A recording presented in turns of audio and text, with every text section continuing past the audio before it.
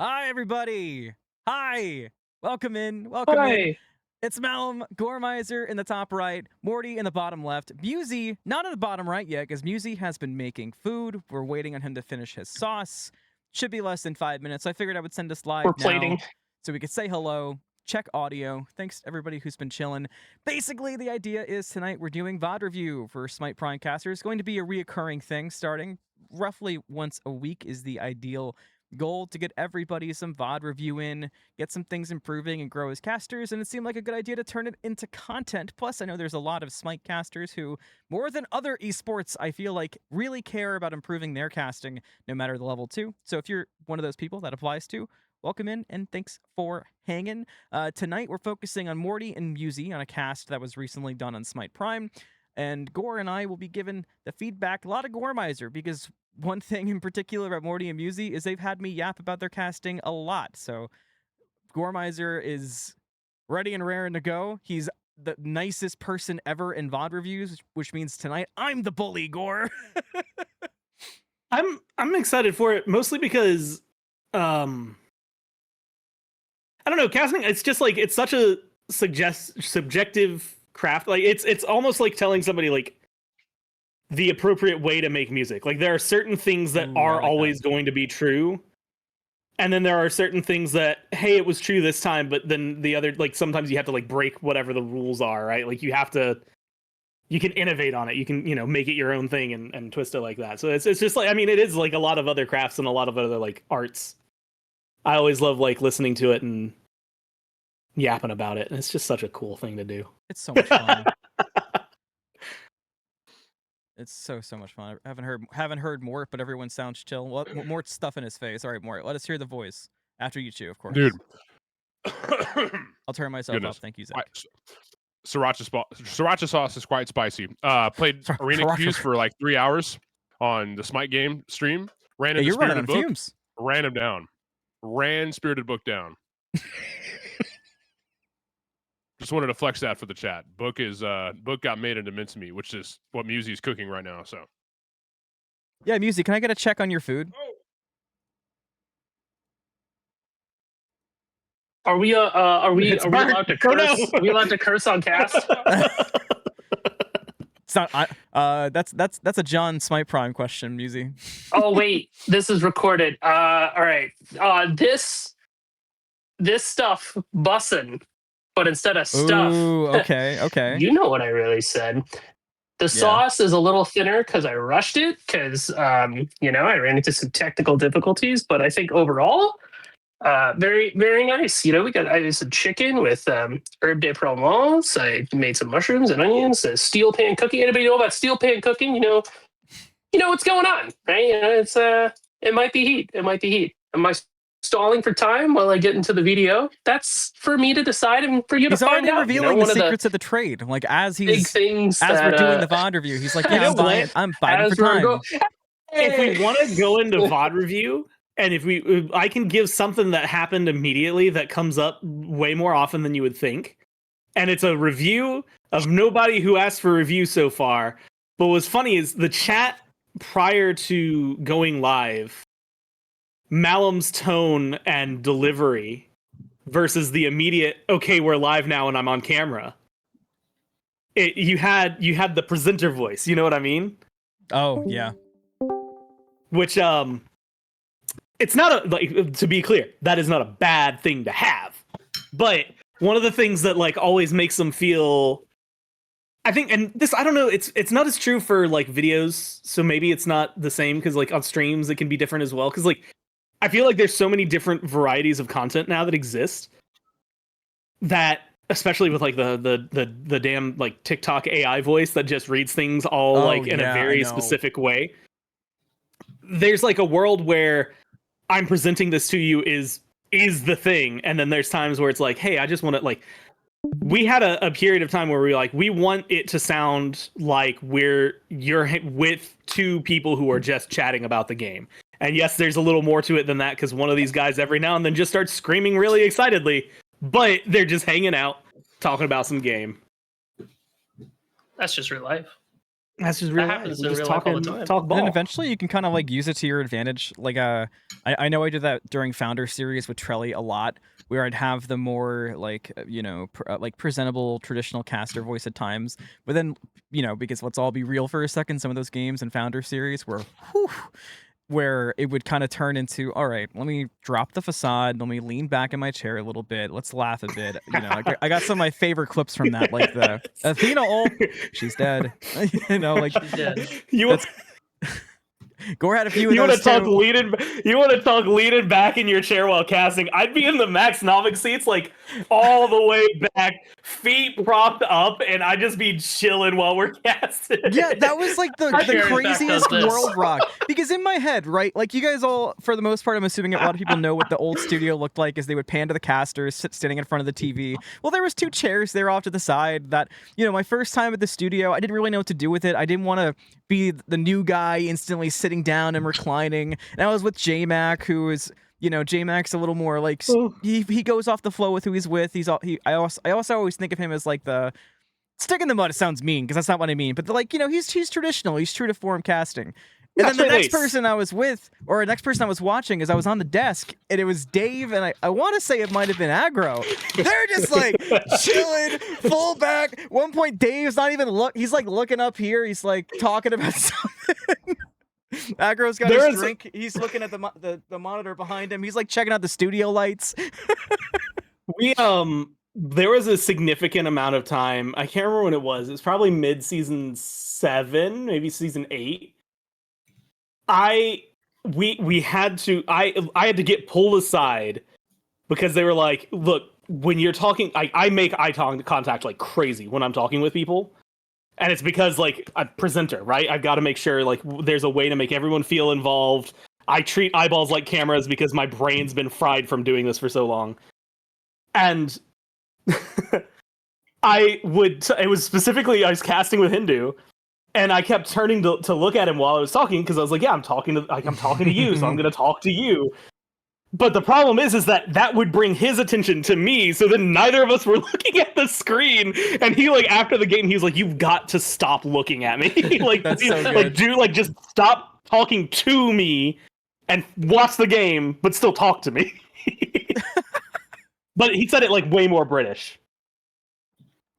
Lore you accurate. really got to cut that out. I can't do the Hindu accent for the life of me. I can do other accents, not Hindus. I can't place his. It's got a little. We've got a game to review.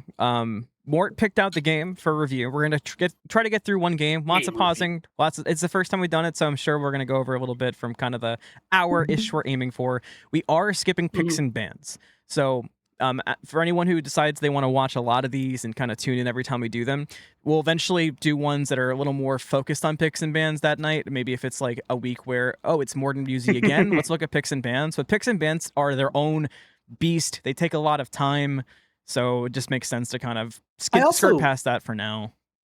I'm very particular about how I like picks and bans. Which is another thing. Like I feel like I could probably give a blank template, but it's like picks and bans. I have a general flow. Like mentally, this is what I think it should be and how I think it should go. Once you get into the cast, those walls break down a little bit. But I feel like once you're like when you're on the desk, there's like an almost rigidity to it that doesn't flow in game the same way. So yeah, as we get in, we're gonna be in the bottom right of your screen at home. The guys can't see this; they just see the actual YouTube stream. If anyone wants me to pause it, just shout it out, yell at me, and I will pause it. I'll pause obviously if I have something. Chat, I put a message in chat. It's pinned. I'm not going to be reading chat too much because this is about Morty and Musi.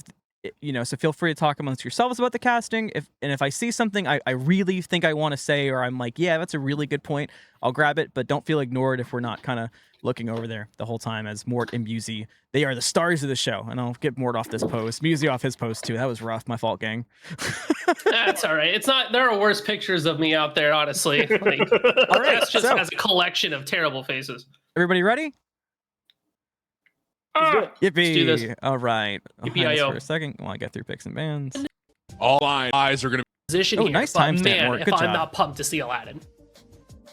all eyes are going to be on layers for this next game as we dive on in. The storyline is this: will Layers thrive in the spotlight, or will he get a little too nervous and get stage fright? Morty and Musi here in the booth, along with Testai, Rosie, and I'm pausing already because if you've never noticed it, this is the time I want to point it out. Look at Mort's picture on the caster bug in the top left. That is Mort on Dolly Parton. And if you didn't know that, now you know. That's just how Mort looks in real life, actually. Ethan's behind the scenes, and we've got game 2 in the best of 3 week 1 finals upon us. Musi, our aces are in our places. You've got a lot to talk about. I just want to yap about this Aladdin more, to be honest. Aladdin is one of these characters that goes crazy nuclear in the late game, but the real sneaky thing about this character is that they have really good clear in the early game, too. So being able to whip through your jungle, what I really expect to see from Layers here is just a lot of selfish farming so that we can power farm to late. If they're gonna... I will just say, great intro. Like, already, like, coming in, you had a point leading into the game. You kind of like did the layup of like Layers is the thing we are looking at, so everybody's going to be watching this Aladdin.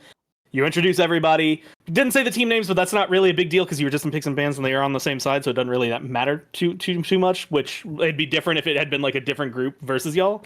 But then immediately when it's dropped, Musi goes into, let's talk about the Aladdin. Like the thing that you talked about, the big storyline, like you immediately picked up on that, and like that is like the exact way to start this off. I'm already digging it.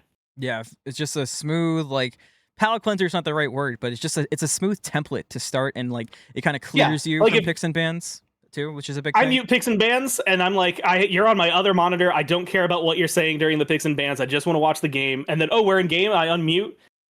Perfect to come into. Yeah, exactly. That's the biggest thing. I feel like that's something that I like lately in particular, because I feel like I've been talking to newer casters in the scene lately. That's a big thing for me, is like making sure that there is like a separation, there's a beat between those picks and bans conversations and starting the game, because starting the game is like it's the fresh starting point, especially too.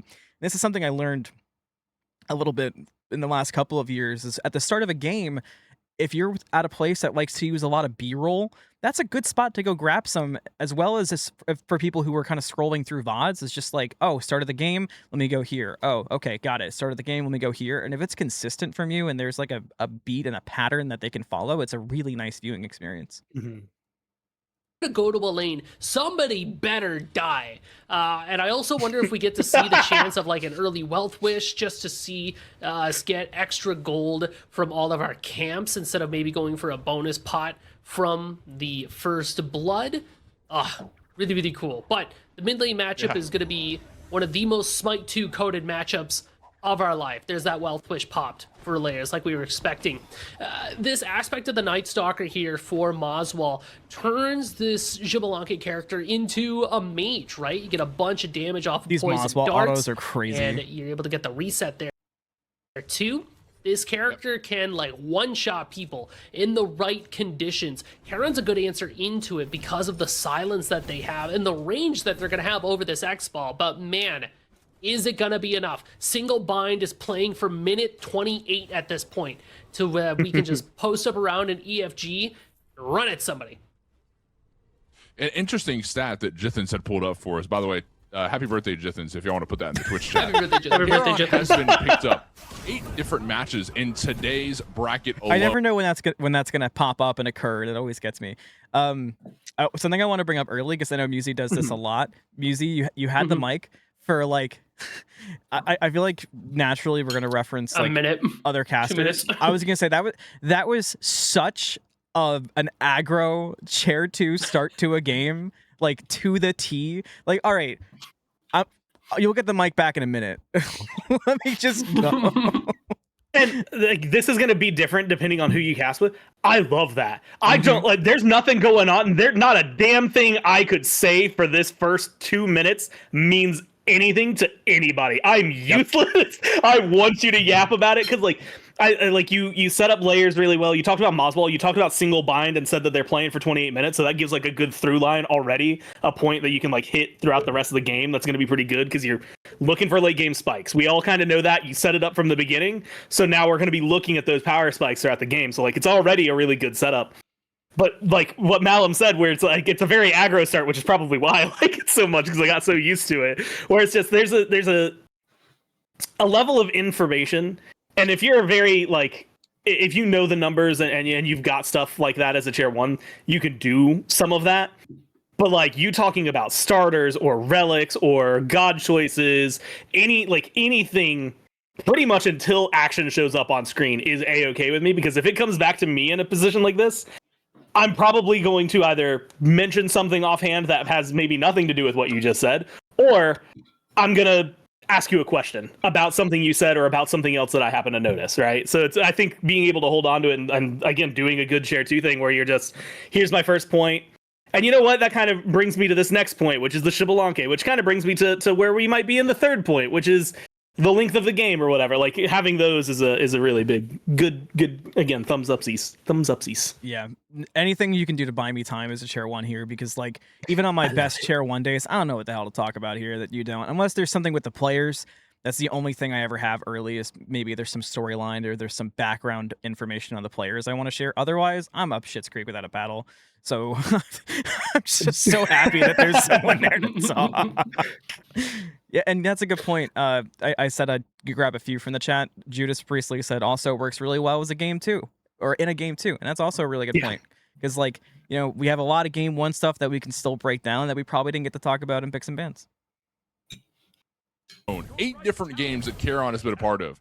Only 1 game was a win for the Charon. That is a pretty awful win-loss ratio, but I'm sitting here thinking Hydrogen Bomb just got off of a dub. They just won game 1. They've got to have some confidence going into this, and Kaidan can get some damage out with the right build. So I'm curious to see how this goes on. You know, maybe the pick itself isn't that great, but you mentioned it's got good responses. sunProd just pulled up in mid lane, dove the tower, can't get the kill. Very close though, and look at Layers going in for first blood. The power wish is what got him the kill. Layers isn't done there yet though. Very close, but no cigar for the second kill. That's fine. We got the first. Can you pause real fast? The Wealth Wish and go back like Layers is about to be 15 seconds.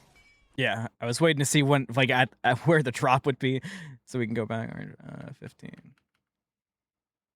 Well, it's mostly like right before sunProd gets in the lane. I'm just kind of like so curious. This is where I get curious, which is the question really is, when you're chair 1ing, what are you looking at the most? The map.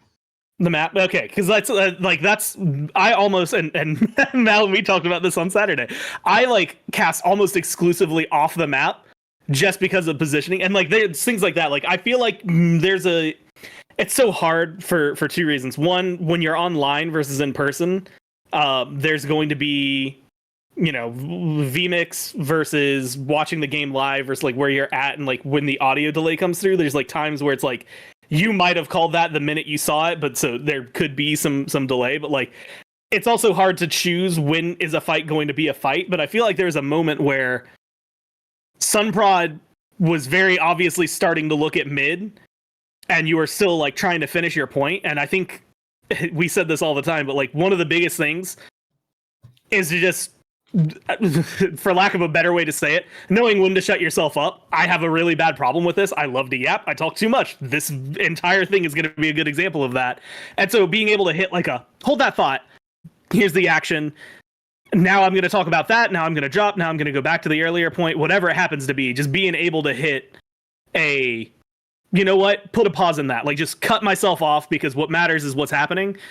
And admittedly, it wasn't sunProd's gank that was really important. It was Layers' turnaround. But like being in the action as quick as you could, I think just like generates some of the hype. And you had like good energy behind it. I think First Blood is one of those moments where like you have to have good energy, because like it is like it's a pivotal moment that happens in every single game. It is something that is always going to be there. It's going to be an easy clip for socials. It's going to be an easy call for you, because guess what you get to do afterward? You get to just shut up and let your chair 2 do whatever they want. Mm-hmm. And so it's like a really good moment to just kind of get there, lay it all out, get out. And I think you did a good job of that. I just wouldn't mind like a little snappier, which again could be, it could be a lot of different factors. Yeah, and I'm really guilty of this, but it's something that I've like I've learned to do myself. This is something that Hindu to this day calls me out on, as not necessarily doing it wrong, but it kind of just being BS that I get away with it fairly often. I drop to myself if I ever get stuck like this, and I tend to hold late because I've become very comfortable with kind of giving myself a mental beat and then snapping into action. It's such a dangerous game to play, and you should never do it, especially if you see it coming early. But more, you kind of did do that, and that was something you did well, because once you got yourself into the mess a little bit, you did a good job of, like Gore said, of being able to transition of like, okay, well, we're diving into the tower, so now I will hold that thought. It was a little late, but you were still there, and you still were able to save it, that is an important thing to be able to do, is to get yourself out of the jam that you put yourself into. Confidence going into this, and Kydon can get some damage out because like right here, build, so you can already see on the map, like almost as soon as that Susano like takes the turn past the gold chalice camp, it's almost a vibe of like, oh, we fighting. So I'm curious to see how this goes on. You know, maybe the pick itself isn't that great, but you mentioned it's got good responses. Sunprod just pulled up in mid lane, dove the tower. Can't get the kill. Very close, though. And look at Layers going in for first blood. The power wish is what got him the kill. Layers isn't done there yet, though. Very close, but no cigar for the second kill. That's fine. We got the first. A big pull off the Wealth Wish, too. Layers is about to be unstoppable. I almost wouldn't mind a little more punch to the kill itself. Yeah, because that was pretty nasty. Like, we used 2 wishes there, which is always scary, but it seems like it was a good call because it worked out and it gives him so much benefit, just like you're saying. So I kind of like the I do think you could have gotten out a little bit quicker, potentially. Like, I think you could have done a little of both. I think you kind of had to make the choice, which the choice you made I don't think was bad. You gave like the strong, because you heard Musi say it too, because Musi called out the Wealth Wish and Musi called out the Power Wish for you, which, by the way, Musi was big because you heard it. Mort was in the thick of it, and he heard you say it and then was able to point out the same thing and kind of work it in as like, oh, now this is really important. Mort. Yes. But I feel like the reason I say you could have dropped it quicker isn't because you were wrong to go further. It's because I kind of heard a drop point that would have been really very clean. Close, but no cigar for the second kill. That's fine. We got the first. That's fine. We got the first. That could have been your out, and I think that would have been pretty clean, especially because you did have that lead-in point too, where you kind of had like not a chair 2 moment, but you were just talking about the game. Then you got stuck anyway, so it's a decent time to let Musi in too. And that's what Inbound actually said that in chat. You did the chair 2's job at the end, but that's kind of your call. So just food for thought. Also, hi, Bobby. We joked about it a lot. Specifically, Dave would joke about it a lot. But, like, we always made the joke of, like, chair 1 brain dumb, right? And, then, like, it was because the idea was, like, if I'm chair 1ing, there's, like, and I'll use this as an example because me and, let's say, Aggro are casting together. His opinion has so much more weight than mine ever will. And that's going to be true in pretty much all walks of life. But, like, when it came to Smite, his knowledge, but that's also what kind of the dynamic for, like, the chair 1, chair 2. And it's not to say that your opinion doesn't matter, but it's that their opinion is important. And to the point where, like, I mean, Malum, you probably had to experience it again on Saturday when we were casting, because, like, when a fight's over, I'm not giving my opinion about that fight until after my chair 2 has said something. And it's just because what they have to say about it is going to be a lot more, like, just important, a little bit more, like, to the point. It's that's literally what their job is there to do, right? Is to give you that break, give your throat a rest. They can explain whatever they want, and if they didn't say the thing you want to say, then you can jump in and be like, yeah, and I also noticed, this thing, and it was really cool, and blah blah blah blah blah, and it creates like the conversation between the two of you while still kind of maintaining like the sort of rigidity of roles. Right. Big pull off the Wealth Wish too. Layers is about. I know. I'm having so much fun. Inbound said the same 2 thing. minutes into the video, I missed this score. Like, Bobby, pull up. The world needs you. About to be unstoppable. Don't be scared. Dude, Layers getting that first blood is actually critically important for this. Musi, we're giving you a lot of gas, so I'm going to tear you down later, but I want to give you another, just a quick compliment. And you're so lucky my Smite 2 knowledge is terrible, because otherwise... yeah, there's a little bit I'm of that. ready for negative feedback. But no, I just want to give you one nice pickup. picking up the mic quickly on vMix is hard as hell, and that was a very fast pickup. So you must know Mort's voice really well by this point, which is just a plus. And I noticed Mort did the same thing to you when he picked up to begin all this mess in the first place. And Mort, that was really good too. Like, it's just, I think it's so much more impressive to pick up a microphone quick on vMix just because it's so hard inherently. There's so many different delays, especially for us in Prime. I know Justin's feels the same, but like we've got like 7 different delays basically going through before we actually are seeing what we're seeing and talking. So just picking up quick is just mwah. Because we are just trying to get. Go back a bit. Dude, Layers getting that first blood is actually critically important for this Aladdin because we are just trying to get online. Sunprod's on the hunt though. Layers cannot stick around to get his just desserts for these oracles. Ooh, you're making me so scared, man. Yeah, mana's low for Layers. Throws the Q-Fic out to at least take one oracle away. You know what? Neither team's gonna get. Yeah, I was gonna pause there too because I know exactly what you were going for, Musi. And it's not entirely your fault it didn't work out. I know what you were going for. Well, it's like, it's kind of twofold. You highlight that Layers is like, or that Sunprod's out for the hunt. Yeah. So there's like a moment there where your decision has to be, am I holding this until there is actually guaranteed fight? Or am I just shutting up and letting Mort take over and let him see, like, go through, hey, they're fighting over the whatever and blah, blah, blah, blah, blah, the Harpies, but Sunprod dashing out, gonna be safe. The other option is to just ignore the hell out of it. Just be like, until somebody actually looks like they're in danger, it does not matter. I'm gonna talk about what I say.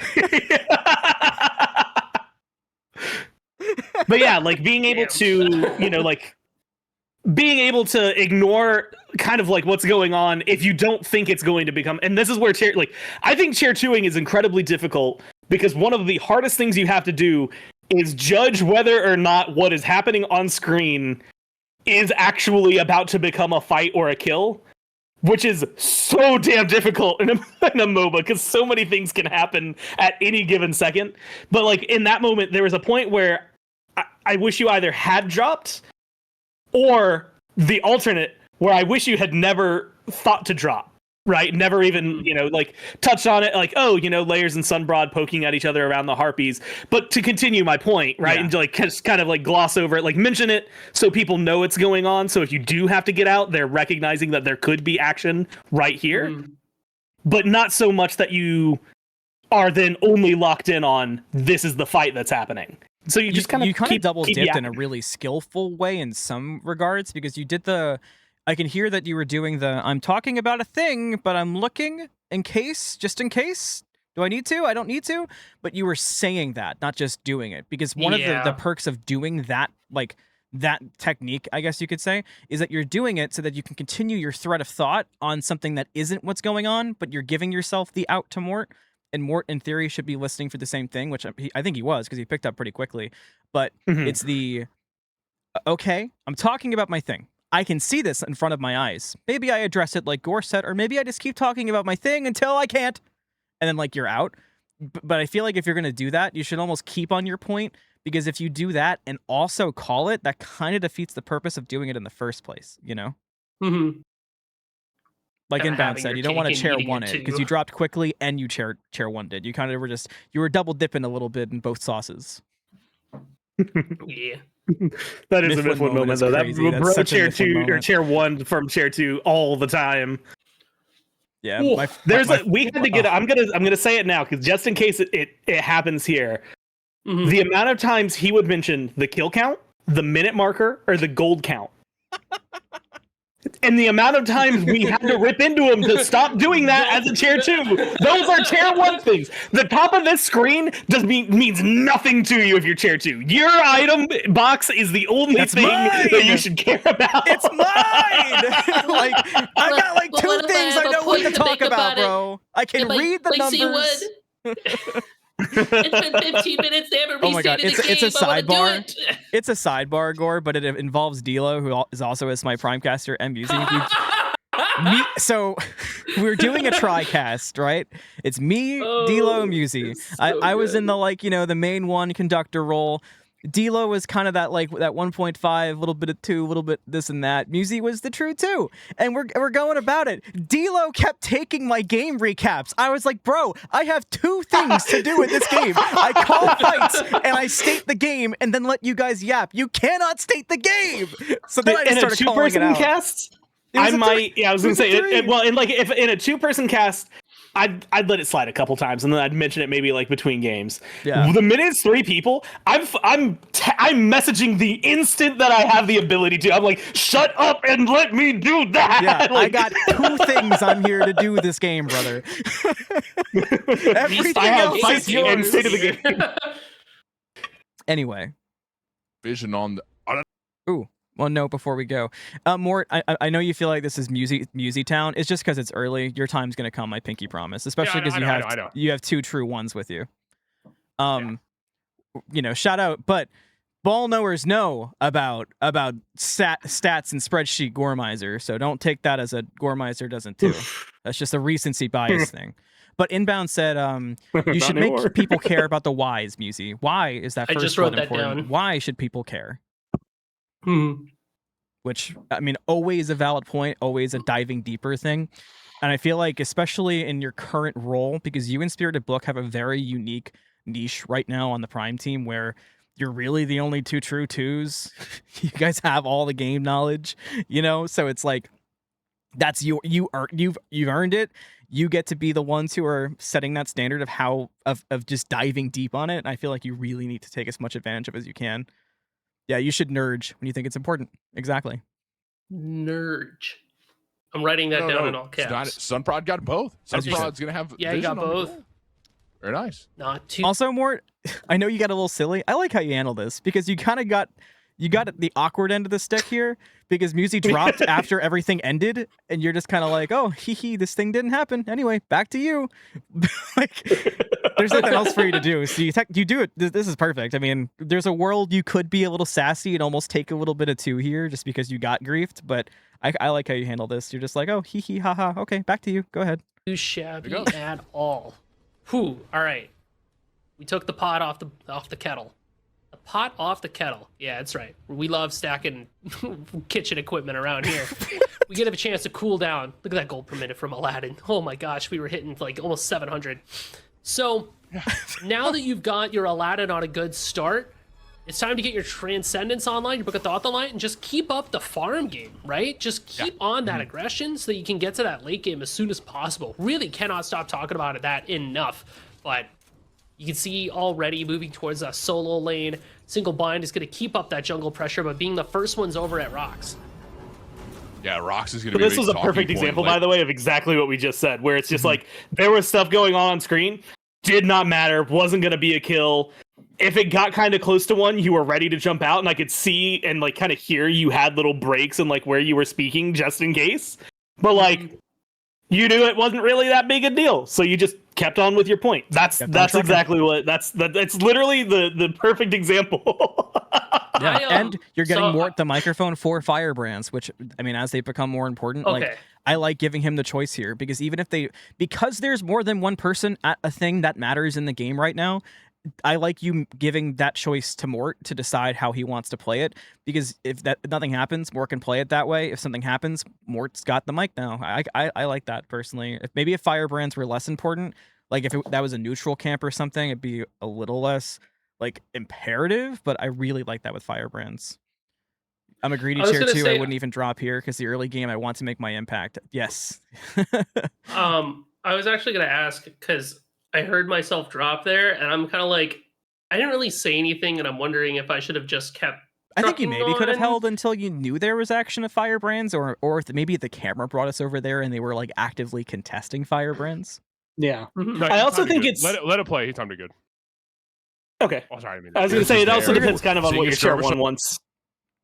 Right? Like if Mort is one that like, Rocks is gonna be hey, I only want it if I want to fight, then only let him have it for a fight, you know? Or low, a good disperse will take Hydrogen forward, looking for a kill. Yeah, that was quick and they're already gone, so. There is some poke damage coming through from Bayro as well, so that could work out their way. Paralyzing Spit finds the stun, but a Spirit Ball in response and knocked into the wall. A good impale from Hydrogen. We'll get some damage We're out. real deep in this play-by-play for just the boxing and duo, though, Mort.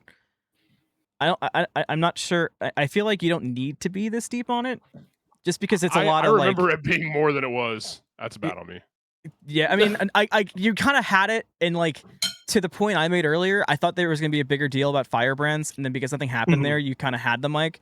But you're just very in on this fight, where the knockup from the on her, like maybe sure, especially if the impale had hit. But once that doesn't hit, like there's no reason we should be talking about any kind of boxing right here, especially knowing it's like Donut Doug and Hydrogen, because these guys aren't gonna be like creep players and just randomly int for no reason here. They're going to play this smart.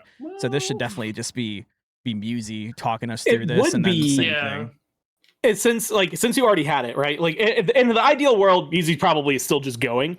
But since you already had it, if you were dropping, or if you wanted to, like if you pick it up, you have a little bit of action, but then like Malum says, like it kind of fizzles out, and you're like, well, all right, we're calming down. This is a really good time, since you're in the duo lane, to bring up a duo lane, like to ask, like, and we haven't really gotten to talk too much about this. How do you feel about like the ESET support mixed with the on her for the lane? Like early game so far, they've managed to stay even. How do you feel about it? Even that was honestly too wordy. That what I just said was way too much. You could have just said, ask a question, like just wow, and like ESET support. How do you feel about that? Mm-hmm.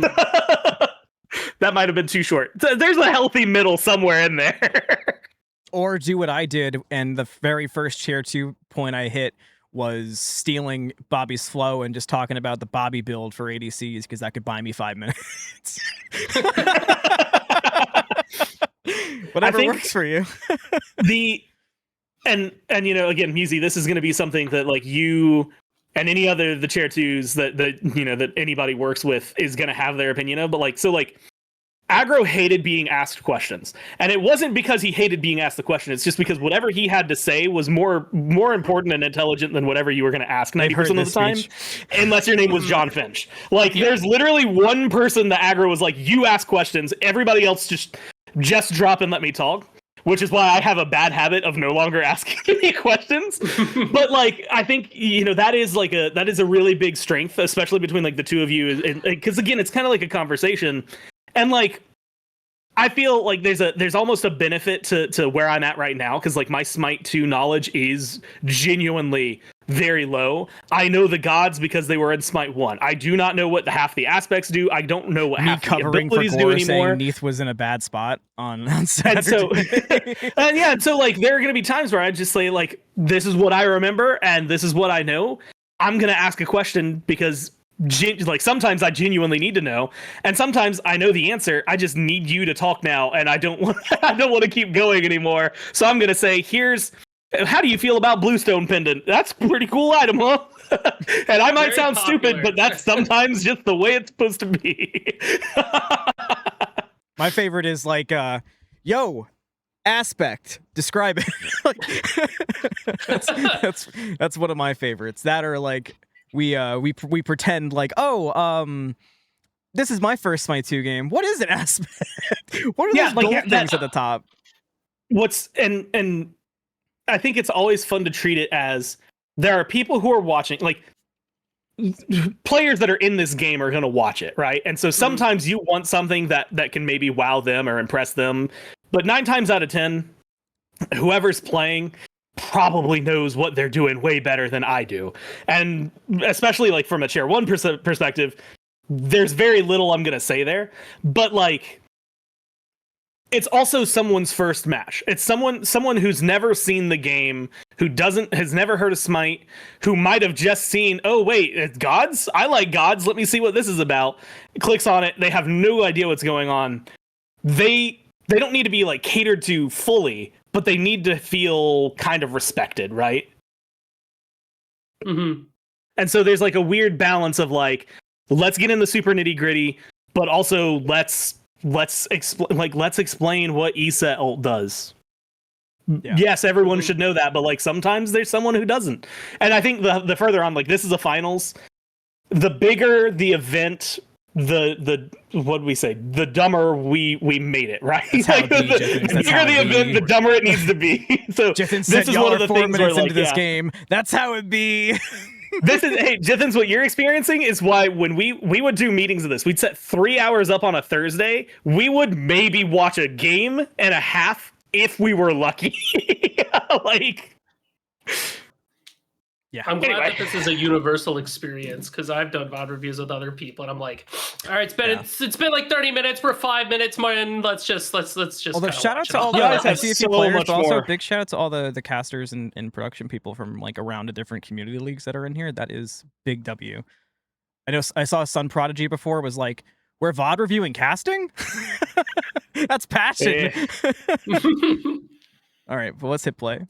Not quite a kill. Looks like the Firebrands went their way while we were looking over here on the left side of the map for some very close kill potential too. I really thought Aurora was going to be toast there for a moment. All right, I actually have a Mort comment. We got 10 more seconds, boy. I would like to pretend this will be a quick comment. I don't think it will. I want to address this first and set this precedent that Mort, you have an amazing voice. I really hope you know that. It's so good. I really hope there's no world that anything I say to you makes you think that your voice isn't working or isn't good or anything like that. Because your voice is so deep, in my opinion, this is, again, casting subjective. This doesn't have to be something you agree with. It's just something I've noticed about your casting. Be careful, because sometimes if you fall a little bit too low in your register and like a little bit too relaxed, because you're so deep, it can almost get, like, to me, too deep to listen to a little bit. Just a little bit. Because if you get really like, you know, you're like down here and we're it just gets a little, it's not what you sound like when we're talking and hanging out when you talk more chill. So just be a little bit careful. Again, it's not something that's like really bad. I don't want you to think this is something you do a lot. Just every now and again, if you notice yourself like, because you're bringing the energy down, which is good here, as you should, just don't go too low on it, because then we lose some like personality. It almost becomes a little bit just like, you know, you don't want my that. cope is I was sick. I woke up like really congested today. Like I was sick throughout like a bunch, and I still am like a little congested now. But like I remember waking up today and was like, Jithens, I feel like crap.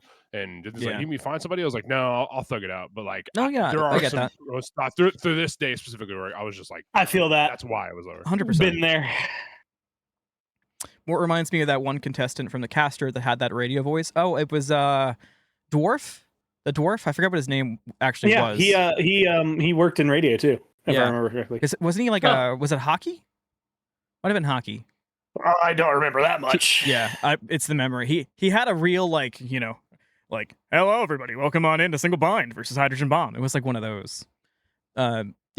Definitely like raise your bass settings in your mic if you can adjust your equalizer, just little things like that, because you just don't want it to get like too low. Again, nothing to do with your voice, as like your voice is amazing. It's truly like a one of a kind voice. So I want you to think I don't mean otherwise. Cake. Yeah, you just, because it's so good, you don't want too much of a good thing, and you can fall into that. I mean, Aurora needs to be careful on this Kerberos pick. ESET Boy, I want more Musi on it. Very well into it. She's able to turn off a lot of the damage from Kerberos because she's got the silence in response to the ghastly breath. Kerberos tries to jump on you. Slow down.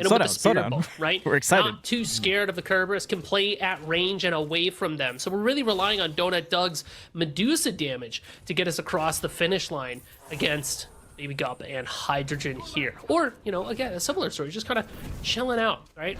The Medusa into the On Her, I feel like she doesn't have the best matchup, just because On Her's kind of CC immune ultimate. That is. Pausing again. So there was two comments I wanted to respond to. One, I'm going to respond to you quickly. Asinus, actually, there is going to be some production VOD review that's going to happen internally for SMITE Prime. I don't know if they're planning on streaming it or not, or if they're making content out of it. That is a thing that's going to happen. But Inbound said, Musi, do you care about Serb or Curb, or are you talking about Cerberus because he's on camera? I was talking about him because we just got done with a scuffle in the dual lane, and I was like, well, I've been yapping about Aladdin for 5 years. I should probably talk about these goobers over here. Okay, I will say I've definitely been in that spot where I'm like, do I really want to talk about the junglers like again?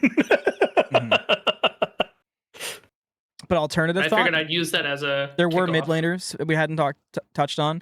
The Firebrands did go uncontested single bind on, you know, on top Still of the haven't talked about ESET, just throwing that out there. Yeah, I don't know how often or how common that was, but I don't feel great about ESET saying like support used to be 100% you were wrong. super. Just wanted to give it a Yeah, exactly what Iman said. I still want to make sure you know that like there's always another option for you in particular as a tier 2 to not just lock in on what's in front of you. I also view it, and like this is true from either chair. And I always feel a little bad for it, and I guess I also got used to it because Doug was really good. But like, don't be afraid to direct the camera subtly. Like, and you know, I'll ask for things like the gold charts and stuff like that. But like, being able to like, if you just want to talk about the mid lane, be like, you know what? And I want to focus in on the mid laners because that kind of clues in. Whoever's on production can be like, oh, okay, let's go hover over the mid laners while we talk about this, right? Like, just giving them like the ability to switch to whatever you think is more relevant. So that way it kind of feels like a full top to bottom production. And most of the time, if they're listening to the cast, they're going to do it anyway. So you can you don't have to like be super pointed about it, but being able to like ignore what you see, like unless a fight's going on, most of the time the middle of the screen is maybe one of the most useless areas on the screen because like items are so important. The graph in the bottom left, the ult charges, like where the map is and like who's on the mini map going where, like all of these little things like on the sides are really where like the interests and the I think the big conversations lie. It's like if you're a big football person, it's like it's easy to talk about the quarterback and then throwing to the wide receiver, but what about the linebacker? Like how's he lined up? What's the defensive coverage? Do they know it's a pass or are they set up for a run? It's that kind of concept, I think, if you wanted to compare it to something that's more traditional sports. Medusa while she would try to ult, and Pillar does very well into Medusa because Lacerate can get caught on the Pillar, and because of the giant slow field, it gives on her some more room to play with. Without pausing. So check out Sunprod hiding around the corner. Aurora by himself gets pulled out of the gassing press. Soul expulsion to safety for just a moment. Desert Fury will find the kill. Well, Sunprod will get credited for it. Petrify slows down too. Layers is there and it hits the lamp. Now you're in my territory. Layers is deucing up Sunprod, but the Typhoon thrown out to maybe save Sunprod's life. Still on the chase. Does have a speed buff, but Layers hits the knockup. Good damage from Layers, throws the Q-Fic out, and then taken out of the lamp. Layers cleans up Sunprod, puts him on a poster. Figure I'll pause there. One of our first true team fight calls for Mort. Immediately say, I love that you stayed with the fight. Like, the biggest issue, I think, a lot of Chair 1s, and I'm going to say when they're starting out, you're very obviously not starting out and have been doing this for a while, so this is why you're probably so much better at this. But, like, one of the biggest things people fall into the habit of is just, ooh, a kill popped up there. I need to read what happened kill-wise. Like, when Doug died, I can think of at least 5 people that in the past would have stopped everything they were saying to make sure they mentioned that he died. But instead, you were locked in. All we can see right now is the Aladdin fight. We're going to look at the Aladdin fight. And when we get out, you might be able to say, hey, it's a 2 for 2 trade or a 2 for whatever the hell it was just now. And like you can give the numbers eventually. But I love that you just stayed with the engagement that we're watching. I agree. I also feel there are also times where you shouldn't do that, but that was a really good example of when you should. Yeah. The drop from Musi and the pickup were good. The drop was perfect. The pickup was pretty good. I do think I feel like I'm accidentally stepping into that like actually role, but you could have been a little better on it only because you had that like placeholder while you figured it out. Where in theory, you should have kind of been ready because they were starting to all gather around that neutral camp. But that's a nitpick, just because I think you're good enough for nitpicks. There's a world where if you skip that kind of beat, now we're in team fight. There's a world where Musi's drop was really, really freaking good. Sorry, John SMITE Prime. That when you pick up quickly, it's so clean because it's the perfect drop into now we're in the team fight. Yep. And this Aladdin character is just so mobile. Even Susano has some difficulty staying away from them. Meanwhile, outside of the lamp, a whole host of chaos was going down. Ultimately, the dual lanes kind of equalize out a little bit because Donut Doug did take the rough and tumble, but the 2-0-1 Aladdin to start things off is kind of scary. Sunprod's a momentum-based gamer. They really need to have that hit the ground running mentality that they're so consistently able to find. Sunprod very skilled at making sure that they can set themselves up for success, but Layers is having their moment now, where now they get to have A little less on the answering points, Mort. You did it a bunch of early. I'm fine usually with that because I like obviously having a conversation with Musi. But in this particular Musi time, you've done it a lot for some reason. Just a lot of right, yeah. It almost makes it sound like you're wanting the mic, which I know you don't. It's not always a thing worth noting, but for some reason in this one you're doing it a bunch. So just keep it in your head, not to like overdo the podcast I'm acknowledging you thing. Also going to double down on something that Inbound mentioned because this is something that I thought you might. Once you realize it, it makes so much sense. But like when a fight happens, there were a lot of things that you just said that were really good. They could have been 30 seconds later while you broke down the fight first and then get into them, because that gives, not only does it buy you time, it makes sure that you still have points to go through. Because again, right now, are we expecting a ton of kills over the next 5 minutes? Admittedly, depending on the level of play, sometimes yes. I mean, we had one game, this last one, that was like 42 kills in 24 minutes or something. Yeah, you gotta. And so sometimes it's like, hey, you don't have a chance to say any of the cool stuff that you actually wanted to say. But in times where the game is going to be slower, like the biggest example I can give is we had the lowest kill count game that's ever existed was a 4 kill count SPL game, at least competitively. That is the like. There are times where you're never going to get to say the things you want to say, but there are times where there's going to be 4 kills in your game. And you need to make sure that even when there's 4 kills in the game, you are still entertaining and having a good conversation. And so sometimes that's like, hey, you know what? It's only going to take me 20 seconds to maybe break down this fight because there wasn't that much going on. But being able to talk about, hey, here's what the Aladdin did and why it was good. And then here's what happened to Donut Doug and why it was important that happened, in the grand scheme of things.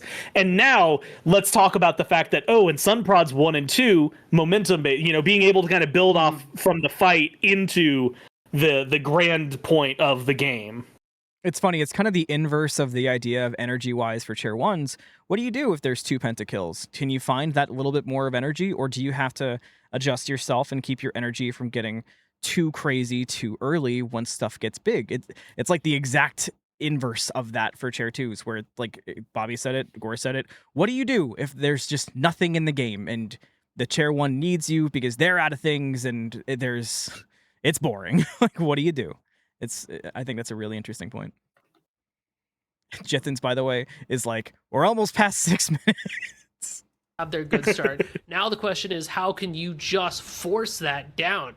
Transcendence Online, Lucerne Hammer in hand, Book of Thoth should be around the corner. Take a look at who doesn't have beads and isolate them inside the lamp. Sunprod, there with the blink. Snatty, yeah, maybe you could ult the solo laner. I'm not saying you probably should, but Issa could be somebody that you take a look at as well. You put her alone in a lamp with Aladdin, you're gonna have a bit of a tougher time. Remakami. Nice. Be careful. Let's go, Mort! In the bush. Boo! Just pounced him, but Remakami's ready for the fight. He's got the damage on board. Typhoon We're looking at our map. It definitely hurts. Chills. Remakami went from full health to less than half, so that's unfortunate, but no kills go down. Sunprod's not going to contest the blue buff either. We did our damage. We scared away Remakami. That's all we need, right? Snatty just needed a little bit of help to handle this Remakami's RDO pick. I mean, RDO is very good into the Susano because of that giant cripple field. Just a character that very much struggles to go in on her. Single bind moving around this purple buff, though. Look at Layers just being so aggressive. Okay. that is such a good amount of energy, though, because like that's exactly how I also feel about that moment of just like, okay, because like there's a part of like getting jump scared. That's your brain trying to figure out what the hell you're supposed to say to what Musi just dropped for you. Because you're just like, all right, you said like what Sunprod, playing like getting aggressive. They're over here with the purple buff, but they're already backing off by the time you have the maps or the mic. So you're just like, I guess I'll talk about them running away here in a second.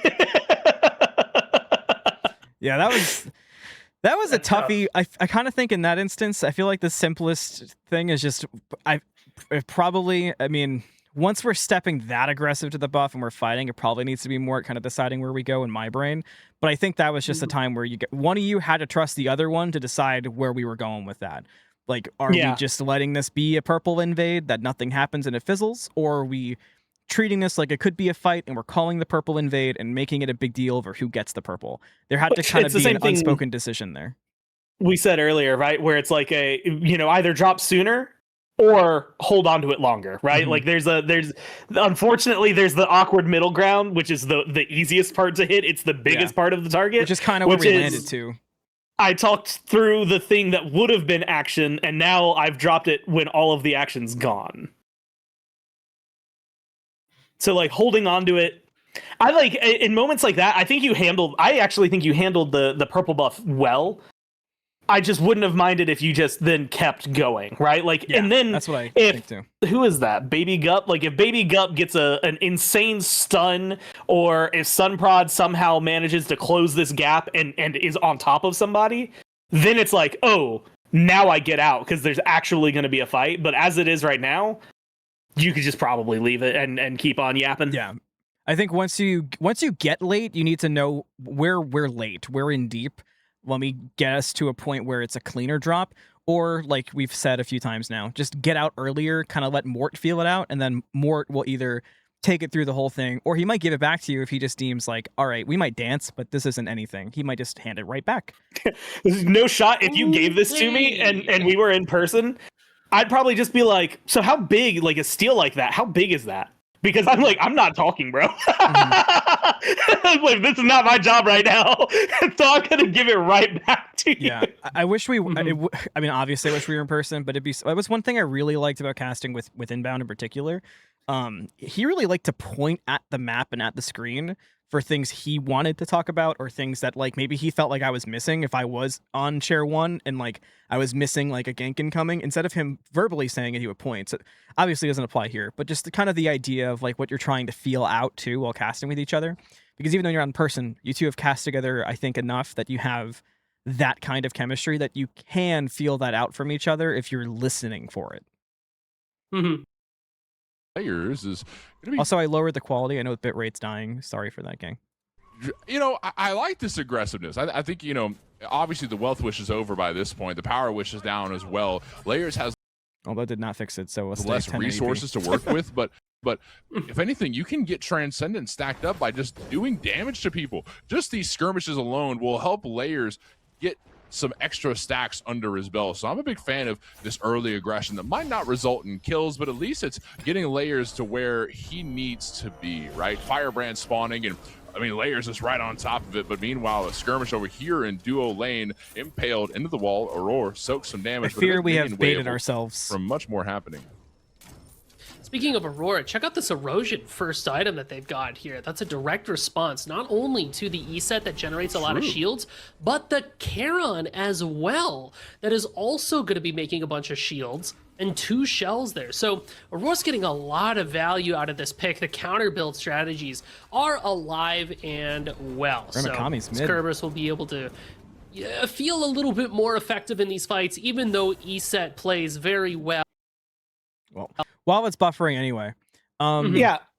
Go ahead, Gore, you go first. I was gonna, but the Mort made amazing points, but also there was a moment in the middle of it is, why are you the one telling me this? Which is not like against you, because the points you made were really good, but it's just kind of like an unfortunate position where, you know, again, it's just because like Musi dropped in a kind of awkward spot.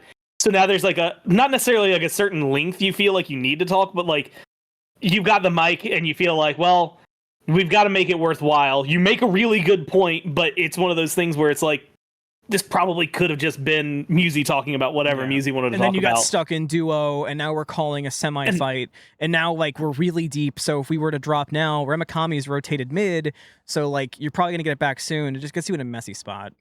And that's the real issue is, and the way I would highlight it is, if a fight actually broke out there, right? Like it didn't, so it kind of just makes it just feel like maybe a little awkward, but like overall, it's not that big a deal. But if a fight breaks out there, you've already been talking for like 20-25 seconds, and now you have a team fight to go through as well.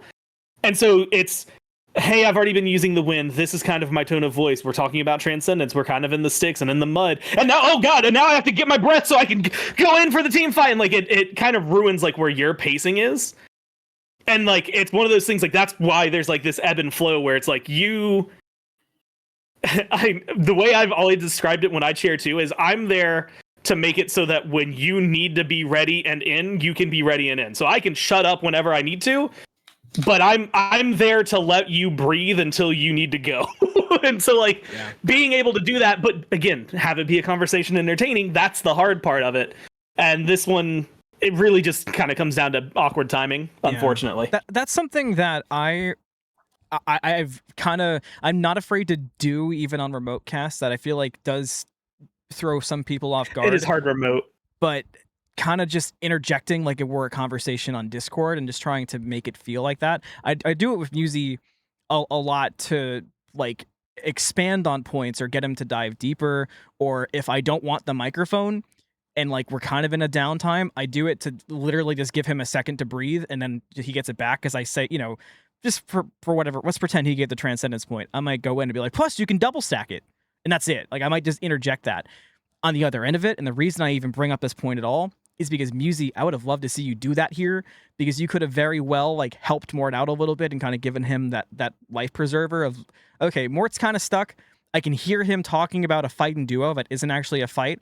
Let me just say, again, for example, to further on your point about transcendence, Mort, like literally rip from him. That because not ideal, obviously, but chair 1s rip from 2s all the time. There is no world where chair 2s can't rip from a chair 1 when it's necessary or needed, or you genuinely are helping them. Like I feel like people don't hear that from chair 1s often, but I think that's something that you need to not be afraid to do as a 2, especially when the chemistry is good. Because one thing newer casters get told is like, if you don't know the caster, that's really hard to do. You guys know each other. You're really good friends outside of casting. So it's really easy here, Musi, for you to interject, say something, and Mort can pick it up as like, oh, okay, got it. And then like he kind of just naturally, smoothly lets himself out and lets you take over. 8 minutes, by the way, Jithens. We're doing good. Yeah, we're getting into it. That's what, man. You said you were trying to do one of these a week, and I'm like, bro, do you have 3 hours a week? Right? Well, a bear goes where a bear pleases. That's just bear 101. That's nature. Bear 101. I took that class. You had Professor Honeyworth? Yeah. Did you have Professor Trout? I think I might have had a different professor. I didn't go to class. I'll be honest with you. I failed the class. I didn't go. I only remember Bear the first 101? day. I failed Bear 101, Muse. I don't know what to tell you. The fishing section was very good. The gay good. community in shambles.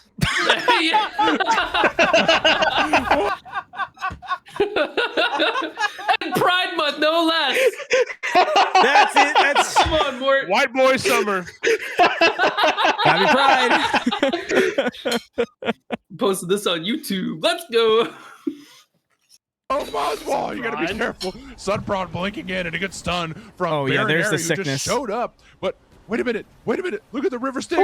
Oh, it almost hit Boswell. That was very close, but no cigar. Runs back in, hits the poison darts. Down goes Sun Mort's in hell right Soul now. expulsion, the body block, and Baronary seems to be in trouble. Okay, we got air Silence for back. just a We're moment, but it saved. didn't silence the slow. Double kill for Layers, and this guy is snowballing better than ever. We talked about it earlier. Will Layers thrive in the spotlight, or will he get stage fright? This guy's ready for the main stage. That was right. there was a lot of close but no cigar so far in this cast. Yeah, probably. Great. I like being goofy. Who's gonna be dashing where? Good goofy boys. Great transition immediately into the fight. You were sick, so like what Malum said, where it's like you can kind of hear, oh, you need some more air, but like there's only so much you can do about that if you're literally struggling to breathe. You get your air, you keep going, you cover the fight, you do a great job, and then not only that, you bring up the point you made coming into this game, and I love that. You gave yourself a pillar at the beginning, and you immediately said, here's my pillar again. Remember, these are the foundations I built the game on. And like just mentioning it, I hope that it gets mentioned one more time. It kind of depends on what Layers does, because if he falls apart, that gives it to you. If he, continues to tear it up, that gives it to you. If he just levels out and doesn't really do anything, then it's kind of whatever. But like, that ability to just reference the kind of through line that you've given yourselves, for what you said, Mort, coming into it, is can layers, stand in the spotlight and do it, mentioning that. And for Musi, you've hit it a couple times already in the game, but like mentioning that you're playing for late game if you're single bind. And now the perfect thing is, with Mort saying this, you can start talking about the fact that they're getting ahead and how that gets that timer from like 28 minutes that you said earlier down to like 23 now, where suddenly they have a faster pace because they're ahead. And if they can keep this up, then they can keep going. And like, it gives you that storyline to really lean in. Musi, you asked me, like, when I was talking about, when I gave the kind of big 3 things that we're going to work on, which for context, for anyone checking this out, it was building storylines. Oh gosh, there was a couple more. I wrote them out, but a big one was building storylines and kind of interconnecting SMITE Prime. And Musi said, well, how do we do that? This is what I mean. Like, this is how. Just interconnecting conversations, interconnecting players to gods, to storylines, and making it through. Inbound said this. If you watched any sports commentary ever, they're never right, dude. Hardly ever. They just say things. Like, if you know who Stephen A. Smith is, he just makes stuff up. He doesn't say things that are real. Like, but his opinions are so highly valued because he's telling this, like, you're just telling the storylines when they are accurate and correct and are here the pillar, like layers. It's so good. Like it's so good. But that's what I mean. That's the interconnecting storyline. That's how you make it happen. It isn't like as grandiose as it is occasionally. Sometimes it really is just like game to game, day by day of layers, story. Let's talk about it. 4-0-1. This Aladdin's got 2 levels up over Sunprod on the Susano. And remember, once this Aladdin gets to that late game, we are just one-shotting squishies and chunking away at tanks. It is not a joke. This is, in fact, real life. And the Charon mid that we're seeing piloted by Kaidon doing pretty well in this last year so far, 1-0-0, Soul Reaver online. But Maswal's Xbalanque has gone largely unchecked. Like, you've got 3 assists, a level up over your mid laner, just nice being able to safely Musi. farm. And that is the exact opposite of what you want if you're Hydrogen Bomb. We really got to keep the Xbalanque in check too, because while there's so much talking and focus on this Aladdin, the Xbalanque can be just as scary towards the late game once they're able to get everything online. It's another situation where Single Bind has a late game team and they're winning in the early game. Some writing is showing up on the wall here, and it's speaking to a Hydrogen Bomb potentially having to go to a game 3 if they can't cut the bleeding now. Look how low Snatty is, but still. Okay, I'm pausing here. I know this is going on, but Spirited Book asked a question, and Book, for those tuned in, listening, watching content, Spirited Book, obviously another SMITE Prime caster, so important to bring it up. Book said, who makes the stories, by the way? C2s? Everybody. Answer's kind of yes. It depends on a lot of stuff. I like Inbound's answer a lot. Chair 2 should kind of write the in-game story of the comps, and Chair 1 is a lot of the out-of-the-game, like, more grandiose stuff, more of the the players said this in the back room earlier, whereas the Chair 2 is like, and his Susano's horrible. Like, that's not calling Sunprod Susano horrible, just like, again, example's sake. Like, oh, I heard earlier. Well, like, you hear, like, one you would hear a lot in SPL. The reason I make this point in particular is you might hear, I feel like I used to hear F-Dot do this a lot. You'd hear him say, like, earlier out in the lobby, I heard them talking about playing Susano. And then you would hear, you'd hear Musi or Anatolia, whoever, pick up, and you would hear them say, yeah, and the response from the other side is, well, sure, pick the Susano, dude. Your Susano sucks. Like, that's the kind of, I'm being a little, like, I'm over dramatizing the point, but that's kind of the, like, idea, I think, from what Inbound's point is, and I agree with it. Like, you're focused on the deep interconnecting gameplay stuff, whereas Chair 1s were really good about building the grandiose dramatic story of it. This is their moment, their lives are on the line, they've played for this moment their whole lives, Layers has always wanted this, blah blah blah blah blah. In this game, Musi's been talking about layers and late game. That is relevant directly to the game, and it's kind of the only thing in game, I guess, so far that there's been like the big storyline for.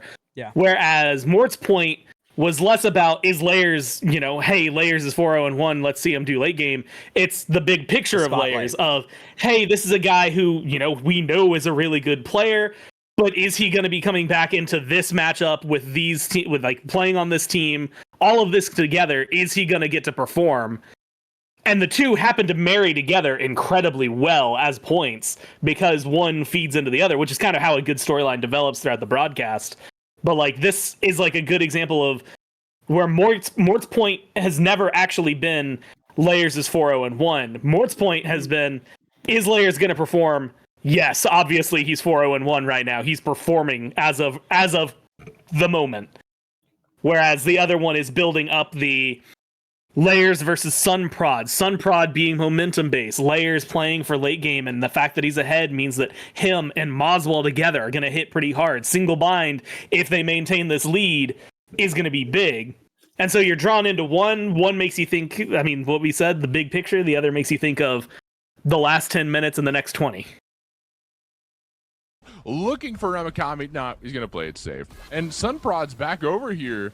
Can SunProd do much to Remakami by himself? SunProd decides probably not, especially with Layers on the Firebrands just next door to the solo lane, and Layers just demolish those Firebrands. Oh my god, did you see how fast they just evaporated? The damage from Layers is here. Might not be fully stacked, but at least ahead on levels and very confident with the damage. Layers is in his bag with this game. SMITE 2's best kept secret. Aladdin is good at every stage of the game. Actually, Aurora getting jumped on by Hydrogen. Great disperse, able to get away, but the follow-up. Not quite successful. Unlucky. Down to less than That half was like, Aurora. I was going to say, that was almost really good if y'all were different chairs. Yeah. Yeah, that was unlucky. That was real. But yeah, that was an unfortunate drop into another unfortunate drop. Yeah, that was now. And what I wonder now, and again for newer listening, now I think a big key is how are we getting out of this one, because we're in a mess right now. Mort just chair 2'd. Musi just chair 1'd. Musi has given the mic back to Mort, and it looks like there's about to be stuff going down in the mid lane. So Mort's got to kind of cleanly get himself back into his own chair now. But very easily, this could spiral even further, and things could get really awkward. What happens next? As I buffer. Play! Oh, it hates me, Most dude. anticlimactic what happens next in my life, What bro. happens next? Yeah. It's the All right, next hang on. episode. That's what happens next. Let me fix this. Yeah, we say, hey, we've been here for an hour. We'll catch you back. We'll start at 11:21 next time, next week. I'm gonna 417. make a little tally board and just write tallies every time I have just the most awkward drop in the world to board. Layers That's how many push-ups I have to do every day. Like, but that's Okay, we're back. It's We're because so I held back. the mic too long to start off with. down to less That's than what it half was. health. Aurora is a little bit I don't lower think than so. he would like, but that's fine. That's all good and dandy. But there's a skirmish unfolding in Layers. his lane. Layers is dead. Layers is shut down by SunProd. What? And the fight's not over there, though. The poison darts will kill Kaidan where he sits in the mid lane. SunProd's around as well, looking for the combo. The Typhoon's out. A gets the knock-up, but Moswell might not be able to fight his way out of this. Look at the damage from SunProd, and Barrow shows up to secure the kill. A big one going the way of Baron Airy. Meanwhile, fighting over the Oracles. Swear to Gets God. stunned over the wall, but no impale to follow through. Aurora will live. This lasted a little longer. I think you probably could have. Well, yeah, you probably could have dropped because Aurora's probably not really that. And the thing I'm gonna say is, Musi, if the first thing out of your mouth is not about the fact that Layers died, I'm gonna be so mad. And look at the build, the Cersei's Hexstone from Baby Guff.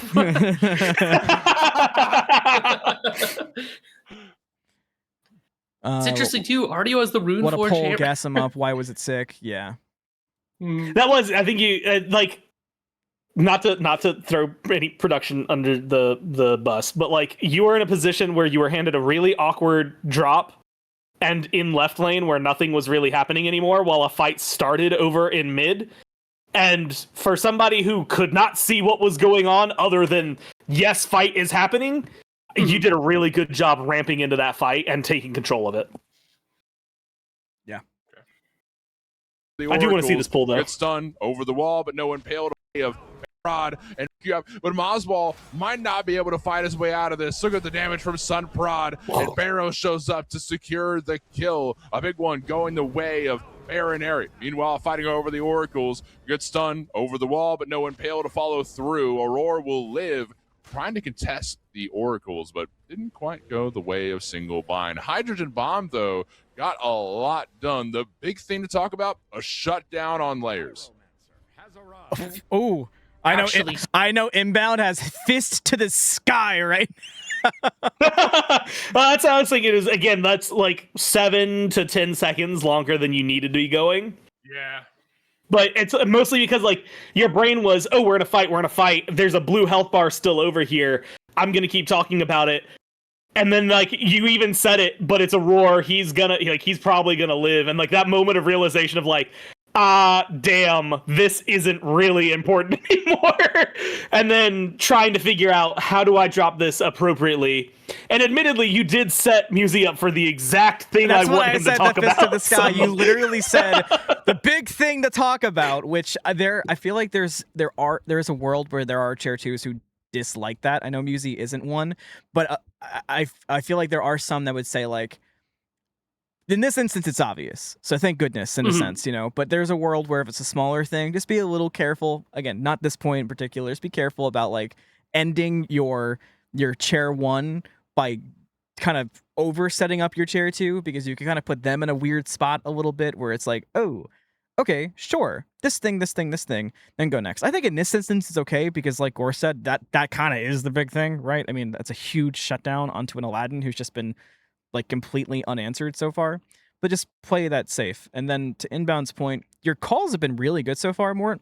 There's a few things about team fights I think we'll talk about later if we ever get later. Just get out a little bit quick. You know, that's the big thing. It's this, I have and had and still have this exact problem of like not even wanting to talk more, but just like your brain just doesn't tell you, hey, you did your point. Mhm. You're good. Like, you know, you're fine. It's good. And like there's a part of you that wants I know you to chair twos. I got you guys. you almost want to make a story out of it. But the hardest thing is that's not your job anymore, right? Like the fight done, your part in that is done. Now your chair two gets to mold it however they want. I think I've given you the tip that I use in my brain before, Mort, but mine is always like at the end of a fight, once you have your fight, ramp down, end, if you ever feel yourself have that end and another thing, is where where it's good to cut. Because if you can feel that and another thing, you've already gone a little bit too far. Usually, there's a few exceptions, but that's the big thing. Is like you want to get out of there because odds are you're already saying things that hopefully aren't incorrect, but you're just already taking time that your chair two could break down whatever just went down so much better. But the fights have been really good, which is why it's so imperative to get out, because you want them to stay good, you know? So critically important for Sun Pride. That kill actually pulls them ahead of the Aladdin. And more than just finding a way to keep the Aladdin in check, we were finally able to answer Moswall's Xbalanque.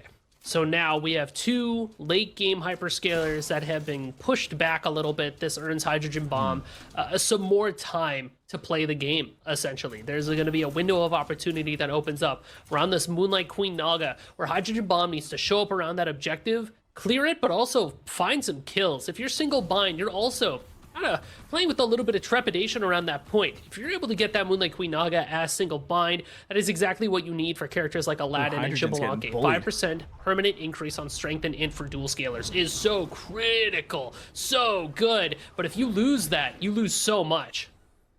Yeah, you definitely do. There's a lot of give and take here, right? A lot of give and take. But one thing that needs to be taken is this Gold Fury. Single bind, want to find a pick before they go for the burn. Aurora hits a good paralyzing spit, but not a lot of follow-up there. Layers. Before we get into the fight, I feel like that's a decent spot to pause, because Musi, I feel like... Oh, you guys are having this conversation in the chat as I'm bringing it. I was going to say... Yeah, I've got the chat open on the side. I've been writing every day. Everything Bobby's been saying, I've just been like, yes. Mort's pickup here was not the greatest, but this time I do kind of blame you, Musi, for letting go. Mhm. Because I feel like the map is getting chaotic. If you've been watching the map, you can see that, but still nothing has actually happened. It's just been getting chaotic. So this is almost like an early version of trying to hold the mic for your chair 1 at Phoenix to get them a good go point, a good launch point. You're kind of doing that here too a little bit, you know? Like we're making relevant good points, but we're trying to keep it clean here so that once this fight does break out, if I'm Mort, I've got a good ramp, because his ramp there was you drop, the fight's not here yet.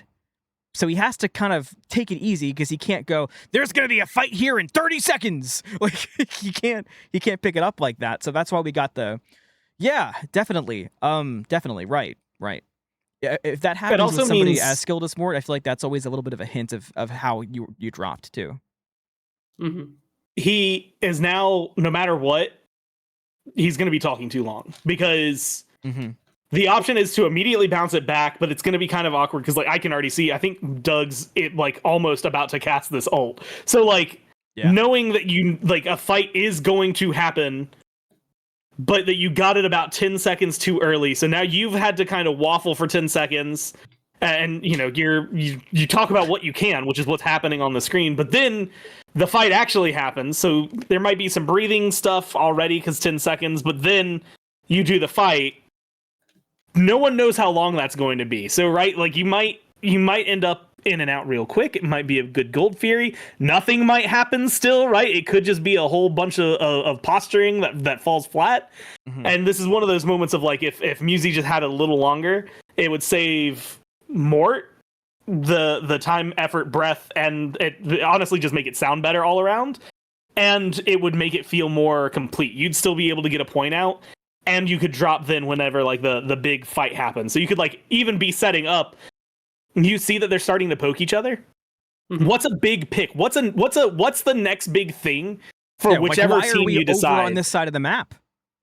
And so like you could start highlighting that to kind of give more context to what they're fighting over, so that then when Mort goes in, he can pick up what you just said. That's the story now. Oh, we're like Sunprod, you said he needs a kill because if he gets this kill, it's huge for Hydrogen Bomb. They can then leverage it into a Gold Fury. So look at Sunprod getting aggressive. Oh no, he got stunned. Like whatever happens, it then gives more context and more like a more what is that?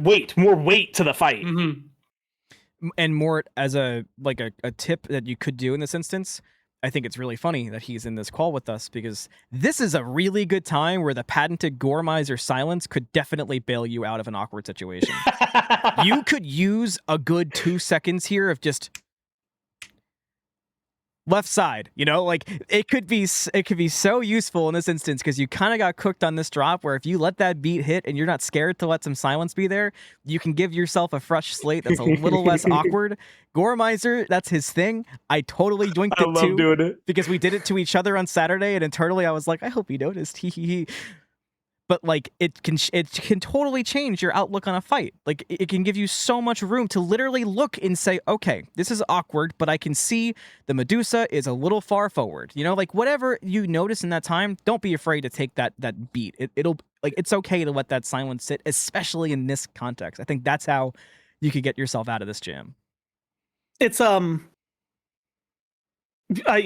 traditional sports is a really good thing. Like if you like any of it, then it's a good thing to listen to, just because like there's a lot of that. There are moments, if it's in a radio medium, and this is, I view casting in two different lights, because there's one where you're trying to do audio only, and then one where you have the visual aspect.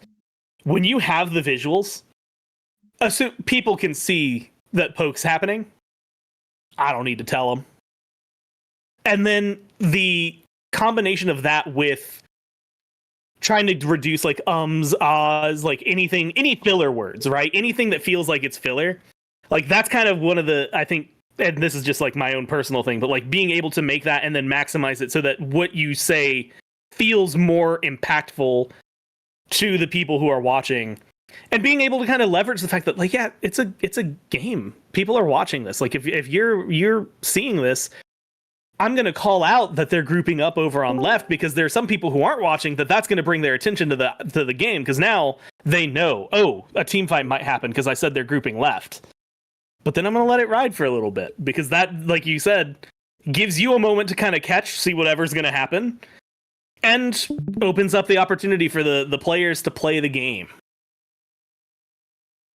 Already These dumped are their players in the combo game. and paralyzing spit, but not a lot of follow up there. Layers already dumped their combo, and oh no, almost impaled into the pillar. Gonna petrify to follow through, so Dona Doug CC immune, and then lacerates immediately towards Barrow, almost kills Baronary where they stand in the jungle. The damage was a little bit scattered between targets, but still, that's a huge way to back off Hydrogen Bomb. Let's go straight for gold right after. Hydrogen Bomb are very scared, low on health, but do have ults to work with. Typhoon's ready to maybe steal, but they drop it to make sure that Typhoon doesn't take it. Then they pick it right back up and get the Gold Fury. A very nice play by Single Bind as a team to communicate that, and they get an objective out of it.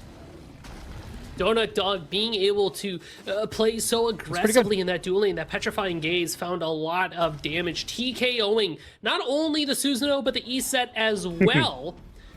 Means that Single Bind can look for some more objectives. Aurora's taking a lot of damage here. Xbalanque ult will be enough to kind of pseudo-peel for them, but more than that, it sets up Layers for a gank.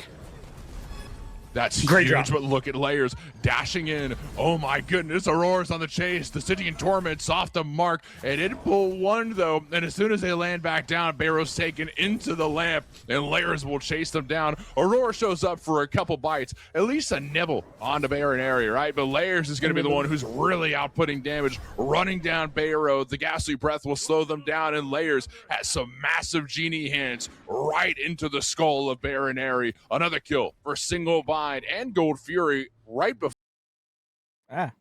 that too. Single Bind are finding a pretty good up and up this game at the 15-minute mark, but now that we've got objectives to look at, Queen Naga, Pyromancer, and League will spawn in just a minute.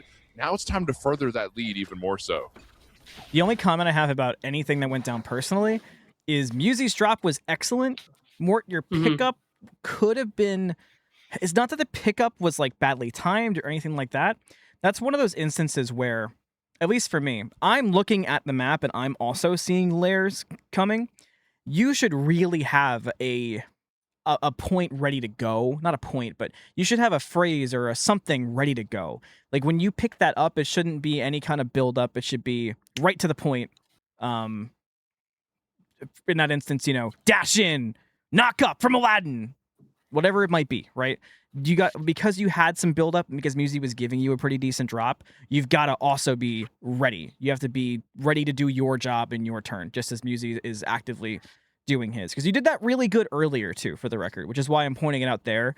Just because it was such a good drop, I want you to take advantage of it to give yourself a big pump up moment. Because there's a world that fight is so clean and so perfect just because of how you got in. And then, you know, again, not going to drown it out, but same point at the end, just cut it off a little bit sooner. Gotta make sure we keep some vision over there by that FG pit for both teams, because you don't want to give this up. Not only do you get 5% strength and int permanently increased to your stats for the winning team, you can also pick up the Moon Strike Ritual. Really solid one-time consumable that basically mimics the effect of a Calamitous Rod of Tahuti from Smite 1. You hit something with a damaging ability, it spawns a rock. Speaking of rocks, Snatty, between one and a hard place. Ooh! Paralyzing Spit, stun Snatty for a moment. That was really good. World Serpent will That be was so out of there. good. Easy peasy lemon squeezy. While the Queen Naga gets burned, Layers is on top of it. It's down to 3k, but they drop it for a moment. Baronary is there and throws a stun onto Aurora, who's hanging out in the front, zoning for a moment. Aurora's still there, waiting for reinforcements. Remikami's there as well, but they're going straight for Remikami.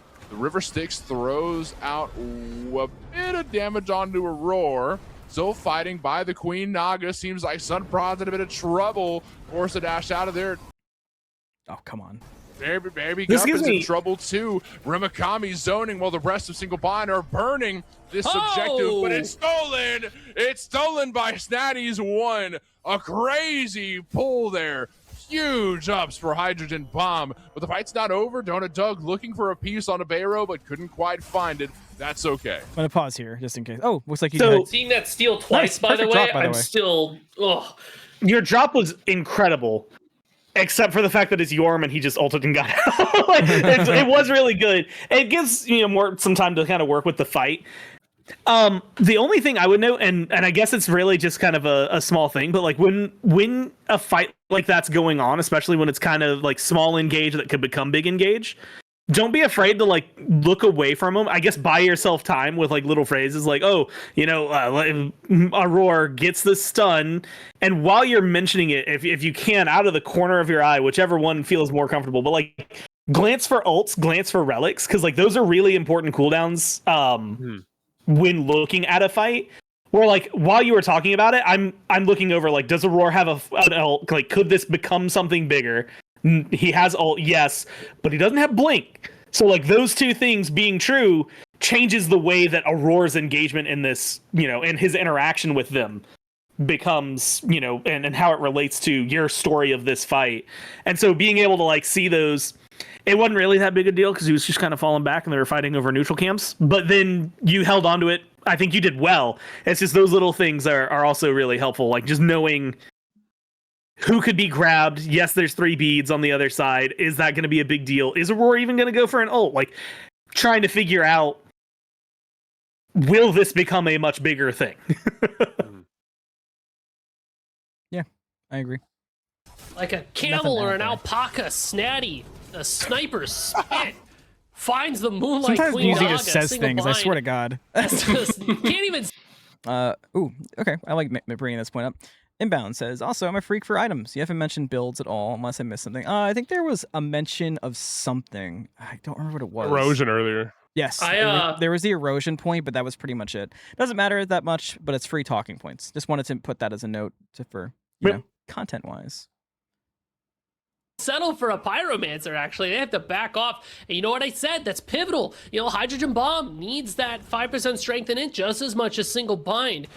Luckily for single bind, they were able to get the consumable, the Moonstrike ritual, in the hands of Mazwa. I think would have liked it for this pyromancer, but it looks like the Remikami is getting ran down after the pyro gets taken by hydrogen. It looks like the hydrogen bomb collapsing onto Remikami. Another push. No way to get over the wall. Will fall apart. It happens. It literally happened to Gore and I like 5 times on Saturday, where I dropped kind of like that, but it was just because VMix moment. It just came across a little more awkward than intended. So this just happens. I also think, and again, this is gonna change. Sucks. On every single person and who you cast with. And admittedly, in the moment, Remikami dying there was almost so much of a given that I kind of wish you would have just said, yeah, Remikami's probably dead here, and kept going.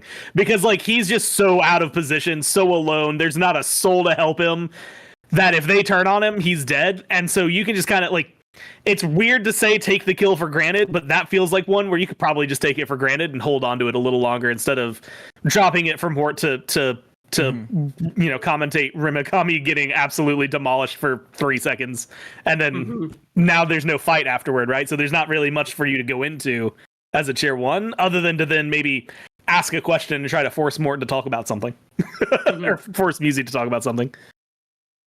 I feel like that was something that happened a lot when I was casting with Trelly, where there would be times where moments like this, Trelly would talk right over a kill. I would see the kill, and I'd be like, yeah, I trust you. Let's wait. Then if I needed to get in, he'd get me in time anyway, so it didn't matter. But if it was an inconsequential kill, sometimes you don't got to read the kill feed type beat, I would just trust it. How do you... I guess I know the answer to my own question. Well, yeah, No, like, ask so... it. I was going to say, you can ask it. Doesn't no harm in it. It's kind of knowing, like, how do you know what an inconsequential kill is in a PvP game?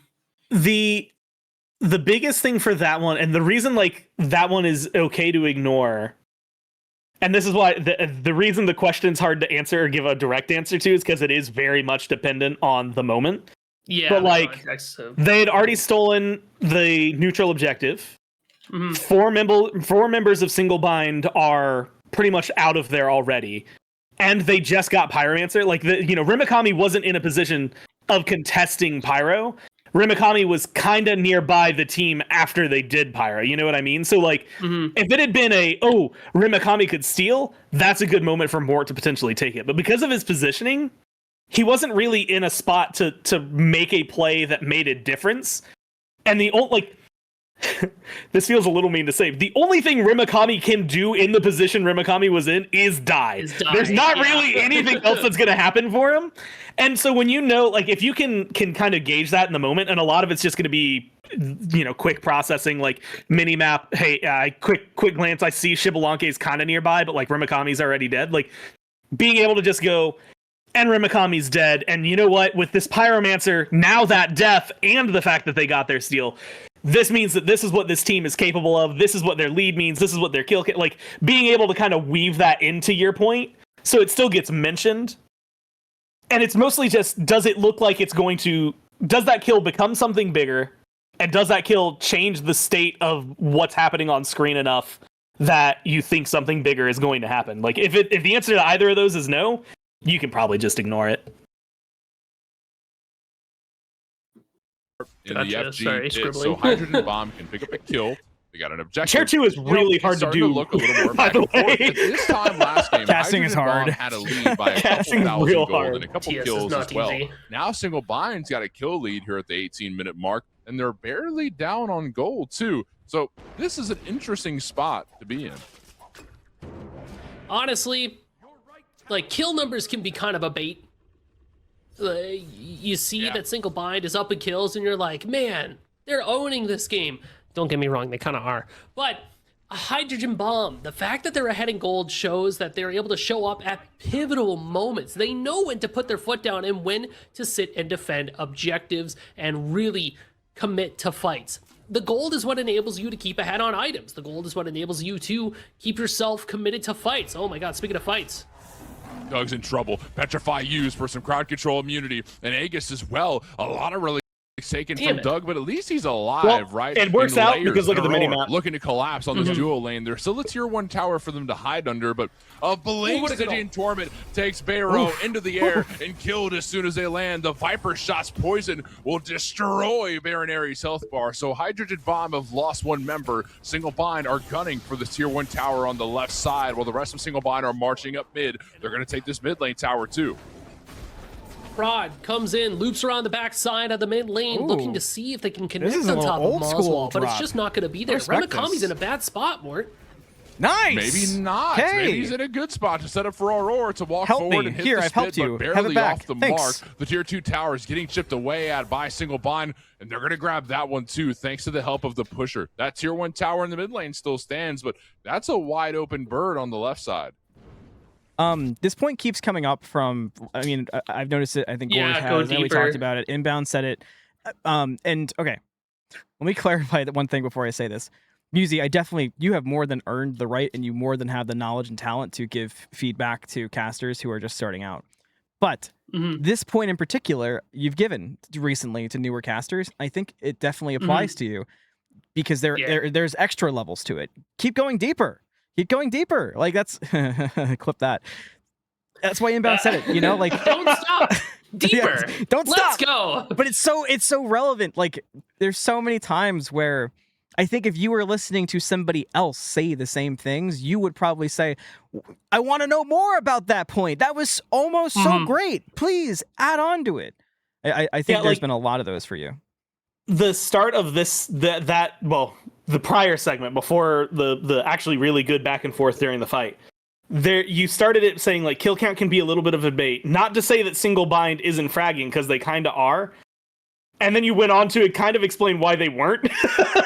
And so I wouldn't have minded like a moment, like even just like two sentences of why, even though, you know, they're up in kills and like you're about to talk about how the gold is on the other side, why is it still okay? You know, like, why is it that they are doing well? And like, cause I look down, I see layers is popping off and the rest of the team kind of hadn't been doing too much. Like where, you know, like where is, I guess again, like a little bit of the why, like not just to justify yourself, but like to explain it a little more. It also buys you a couple free seconds, and then you can weave that into.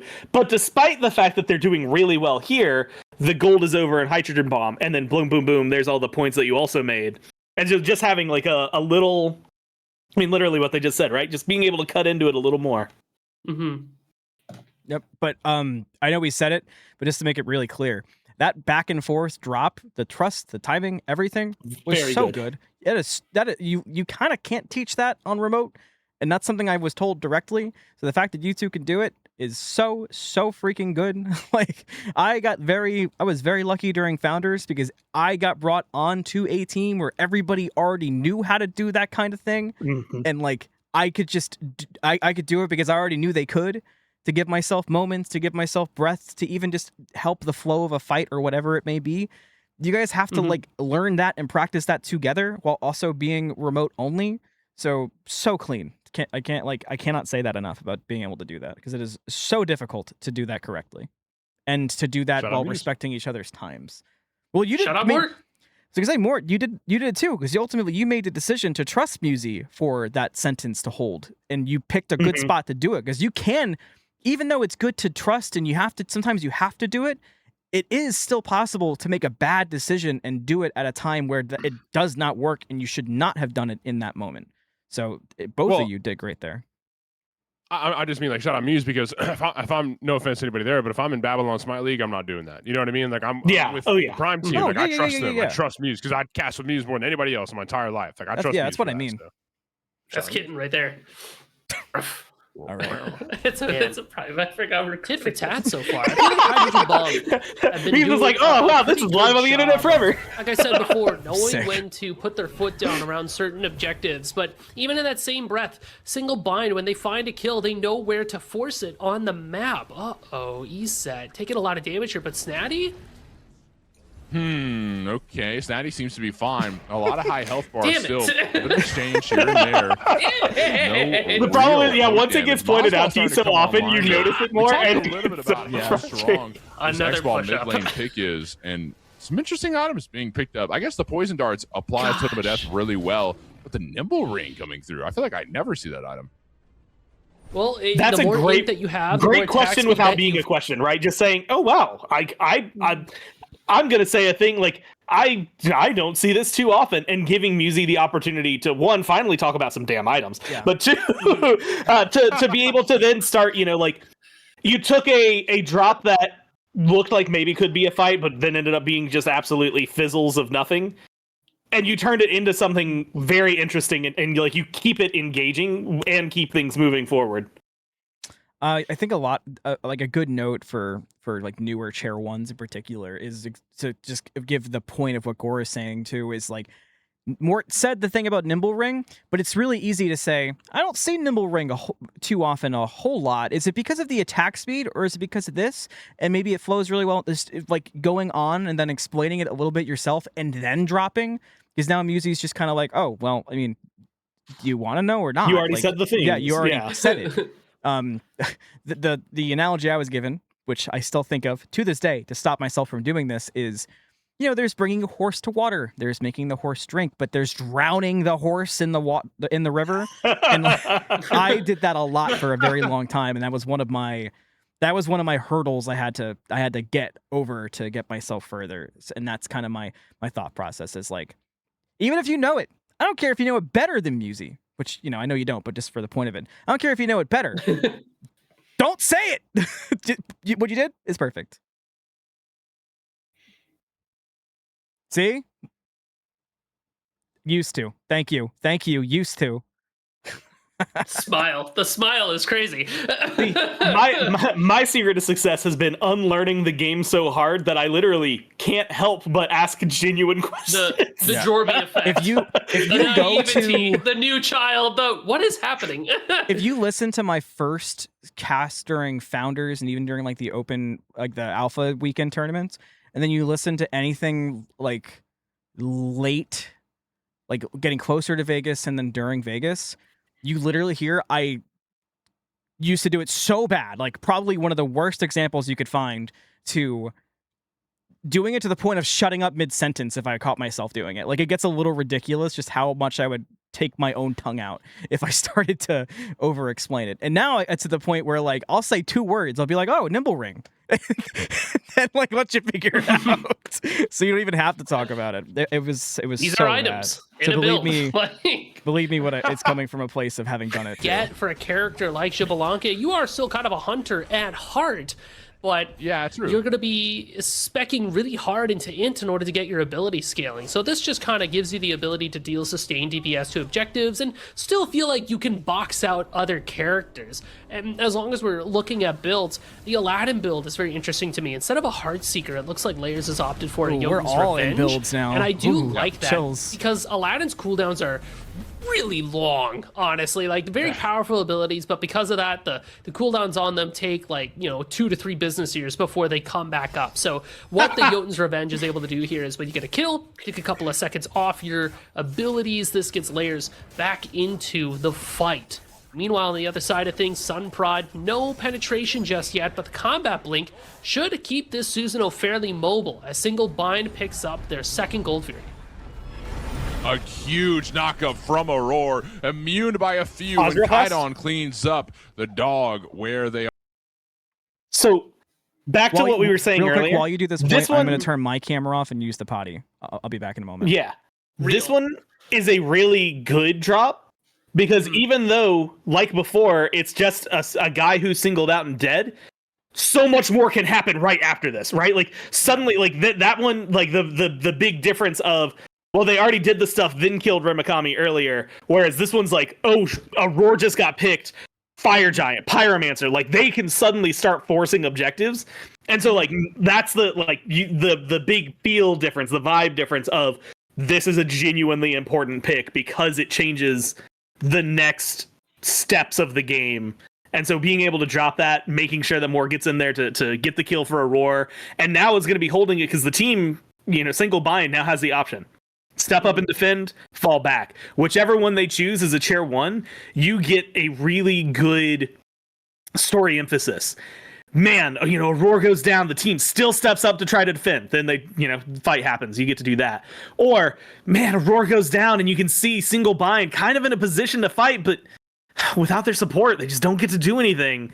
And suddenly you get, like, no matter what, you get a good little story beat of what Aurora dying means to this game. And then you lead it into Pyromancer, talk about the gold. Hey, we're in 20 minutes. Like, Fire Giant is entirely possible. Being able to kind of hit all of the I'm going to call them generic chair 1 beats, but hitting all of the generic chair 1 beats, you have like an opportunity to kind of restate and reassess what the game is, where it is, how the stakes are different now, and then potentially set it up for Musi to come back in and talk about the team fight. What is it going to look like with 4 people? And again, this all depends on what the next minute and a half looks like. But like being able to get the opinion on what things are going to unfold and allow Musi to kind of set the stage for you to come in and just start knocking down bowling pins left and right.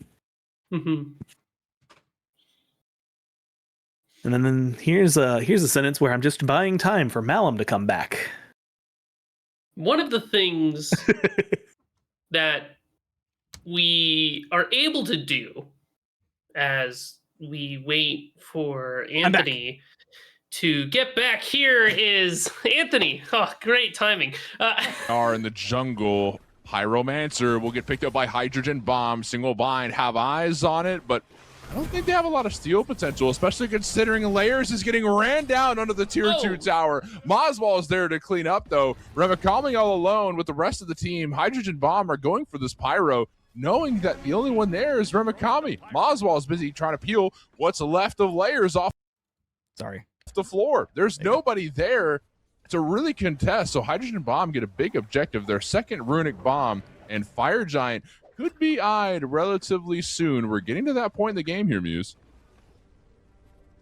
We do have the damage ready for it. Sunprod's going to have that penetration online as well. Totem of Death for Kaidon. That's Charon mid, which, traditionally hasn't really had any success anytime that we've seen it. Talk about on the or fight. off screen.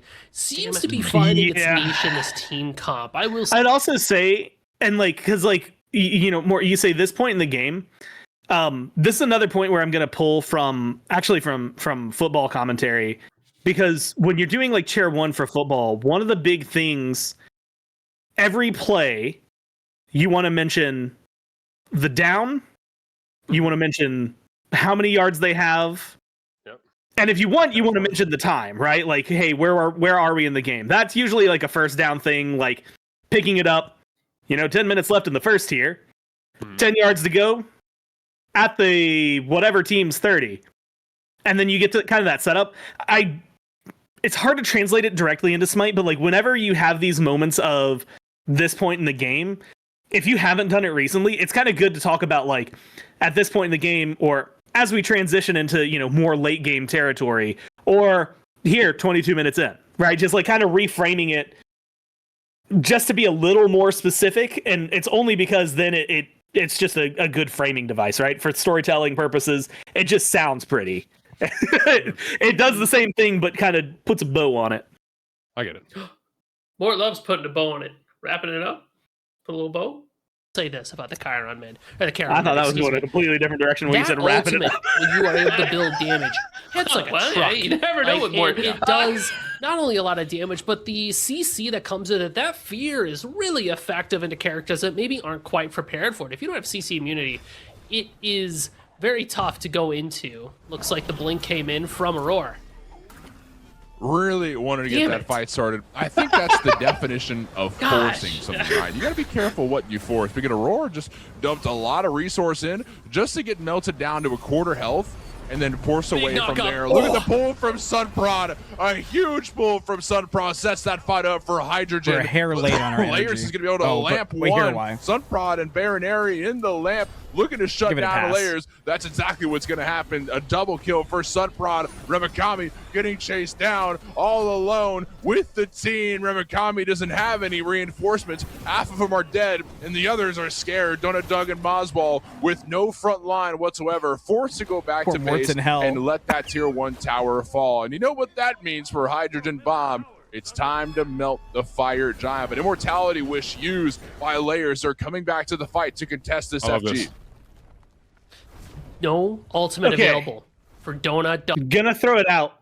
When you that entire, like, you did a great job framing it, but because you talked so long, now that Doug and Layers are actually here at the fire giant and like you could be building suspense, you had to drop. You know what I mean? Like, it's one of those awkward moments of if you get out a little faster, Musi might have, like, that's where Musi comes in, breaks down the fight, and then drops just as Doug and Layers get around here, so you can be like, Doug, Layers, they want to fight this one. They're here for the steal. Like, being able to start building the tension up of what is this fire giant going to be. Baron area is incredibly low and easy to kill. And so, like, having those moments so that instead of Musi talking right here, you could be building up to the fight that is almost certainly going to happen, because one of these two players is going to go in and die. Or maybe they're going to pop off and get some kills, but like something is going to happen. I think you also could have, and this note has to really just do with the fact you were sick. It sounded like you also could have used just almost a hard drop to Musi for a second to give yourself a moment too, which wouldn't have been bad in this case, especially because it sounds like your throat was hurting, so you don't want to force yourself through pain. Judas asked an interesting question. I feel like I've answered this before, so all you, Gore, but Judas said, I'm basically listening to this radio mode. Is it reasonable to ask for more mention of gods or abilities rather than just player names at this stage? So that was actually something, it was a really big deal. When I first got hired at Hi-Rez, one of the things that Hindu pulled me aside to say was to remember that almost, I'd say 80% plus of the people who are actively watching, or I should quote unquote actively watching, you're on the second monitor. You're not the primary thing. They're not, like, we're clued into this game, and when you're casting it, you're so clued into it. But most people who are tuning in, they have it on the side monitor. They're playing a game. They're watching a YouTube video and maybe have like crazy ADHD TikTok vibes going where they have multiple audio sources in their ears. It's not where their focus is at. And so not only is it good to mention, you know, abilities by name or gods by name, but I also think it's very important to, like, that's where the chair one use of voice becomes a really big deal. When we're just talking, and, you know, we're talking like, hey, let's chat about the items. Wow, a Transcendence, that's pretty crazy. He's got 50 stacks. And oh my God, they're going for the fight. And like, that's the moment everybody's eyes go to their side monitor, right? They hear that energy. That's why, like, that's such an important thing from like a chair one. Being able to even, like, sometimes just force it, even if you're not really that excited, but like being able to make the exciting moments exciting makes it so that anybody who's not paying attention is now paying attention.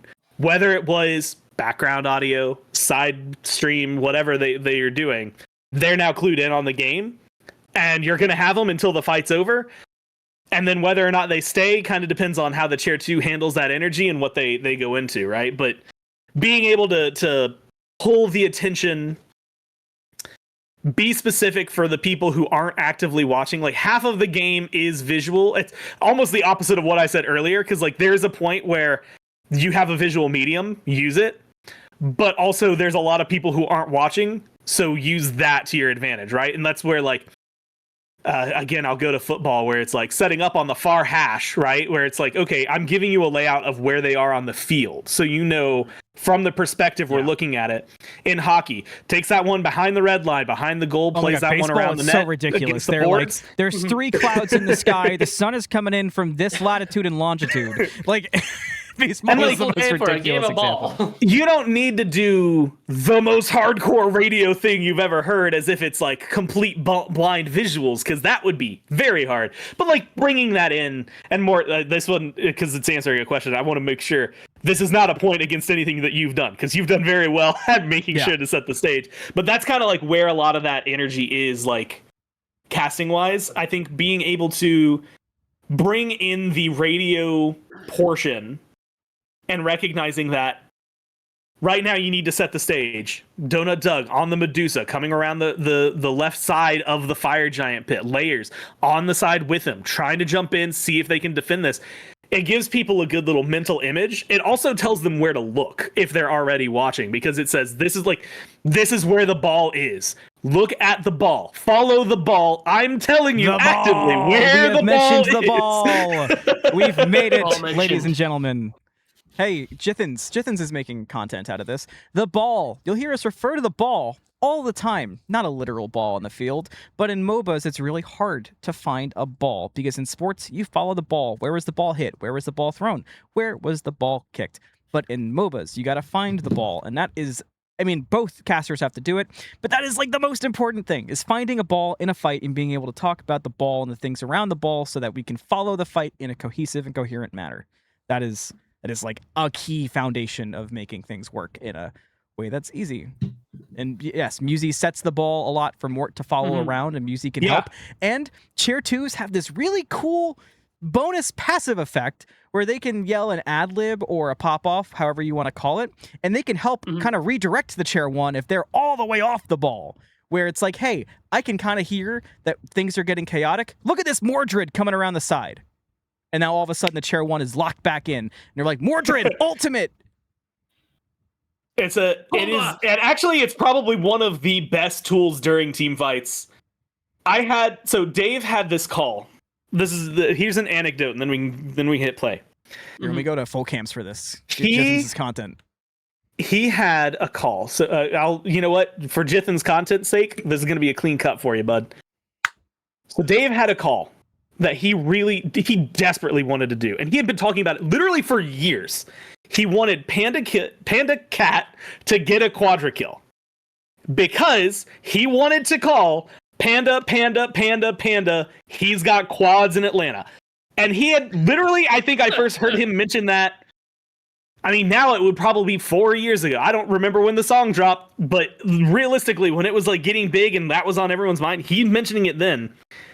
I don't think he got to do that until Season 9, Season 10. And when it happened, they are marching in the Titan room. Panda Cat has a triple kill, and this big lug of a dude is turning away from the monitor to look at me, and I'm just sitting there pointing at the screen. And like, you're not physically there, right? You have to do a pop-up.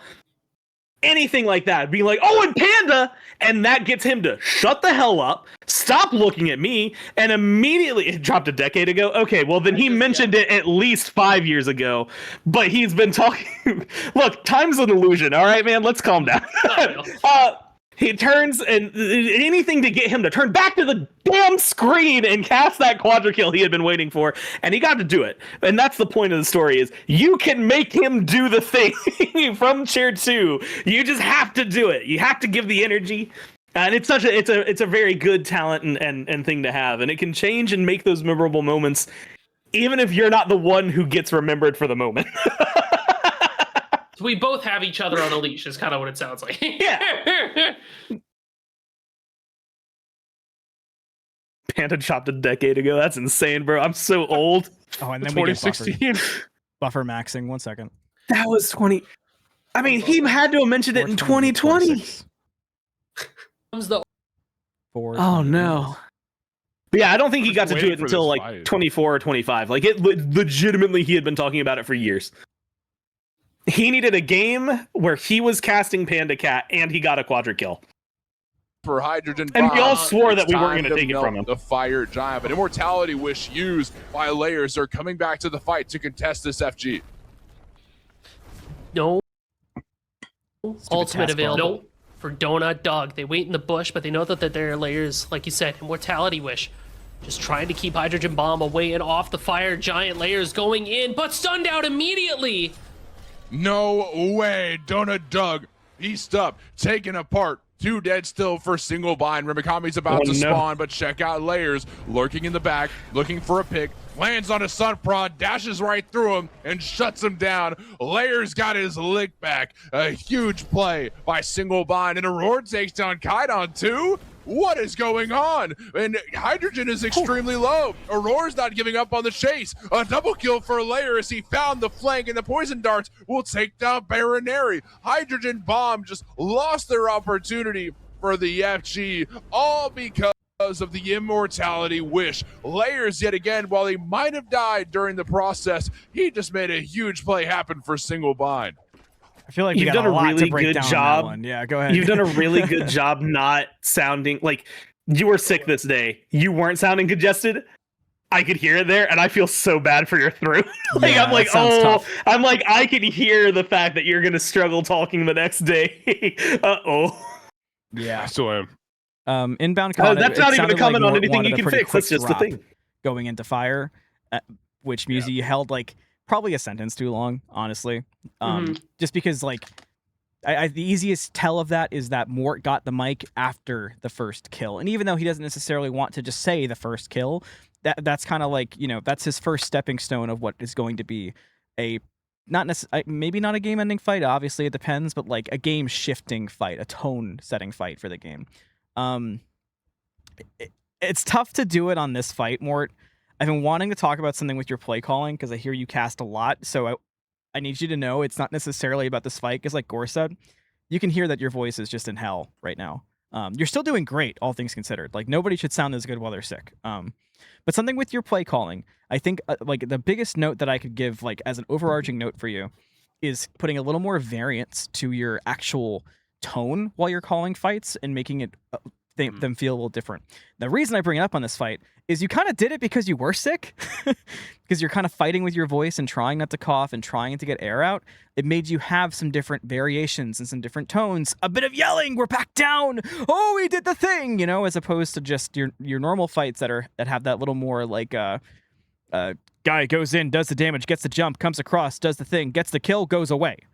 Which that's good, but if you do it every fight, it becomes a little bit too consistent. And one other thing that relates to that, Mort, is your personality is fantastic. I would really, really like to have more of your personality in your casting. And if you were to combine those two things, if you were to put the mythical wombo combo, if you were to have your personality built into team fights that had a lot of variance throughout a game, I think you would be so undeniably amazing at Chair 1. Because it would have, you know, we've talked a lot about Dave. It would have a little bit of that, where it's like there's so much personality coming through, but also this guy's a hell of a caster with a great voice. I think you can absolutely do that. You just got to work a little bit more on. And when I say variance, I mean it very literal. Just like, instead of doing this thing for the whole fight and nothing but this for the fight, do a little bit of this, a little bit of that. Oh, he did the thing, he did the thing, he did the thing. Oh my God, that was unbelievable. Like, you know, a little over-exaggerated, but I think you get the idea. Or what do you think on that, Gore? No, I think like that is, again, the tone of your voice is one of the biggest tools you have. Saying the action good is one thing, but being able to say it in a way that still sounds interesting is the hard part. Because if they heard you do it at 5 minutes it still needs to sound different at 25 minutes, and it still needs to sound interesting at 25 minutes. And like that's where like what peaks and valleys come from, right? It's a roller coaster of emotion. Like kill happens, that's an exciting moment. Okay, they're starting to fall back, we fall back with them, and now they're going back in, like doing the ramp up, so you know, like these are the moments that are really important. These are the moments that are driving the action. These are the moments that level, like you know, are really pushing it. Yeah, like you don't want to be at a 5 or a 9. You want to have some 5s, some 7s, some 6s, some 10s, some 8s. Every now and then, depending on if it happens, you want to be able to push, like, whatever your 10 is should not actually be your, like, full 10. Your 10 should be, this is the, general hype. Oh, and they go in, they get the dance side, and they get the win! And there should be a level that you can push beyond that for your pentakills, your, like, hey, this is, like, the biggest finals I've ever cast. Like, anything where, like, the way I would leave is like where you're leaving it all on the floor. Like I'm not talking again for the rest of the day because I'm going to shatter my throat right now on this call.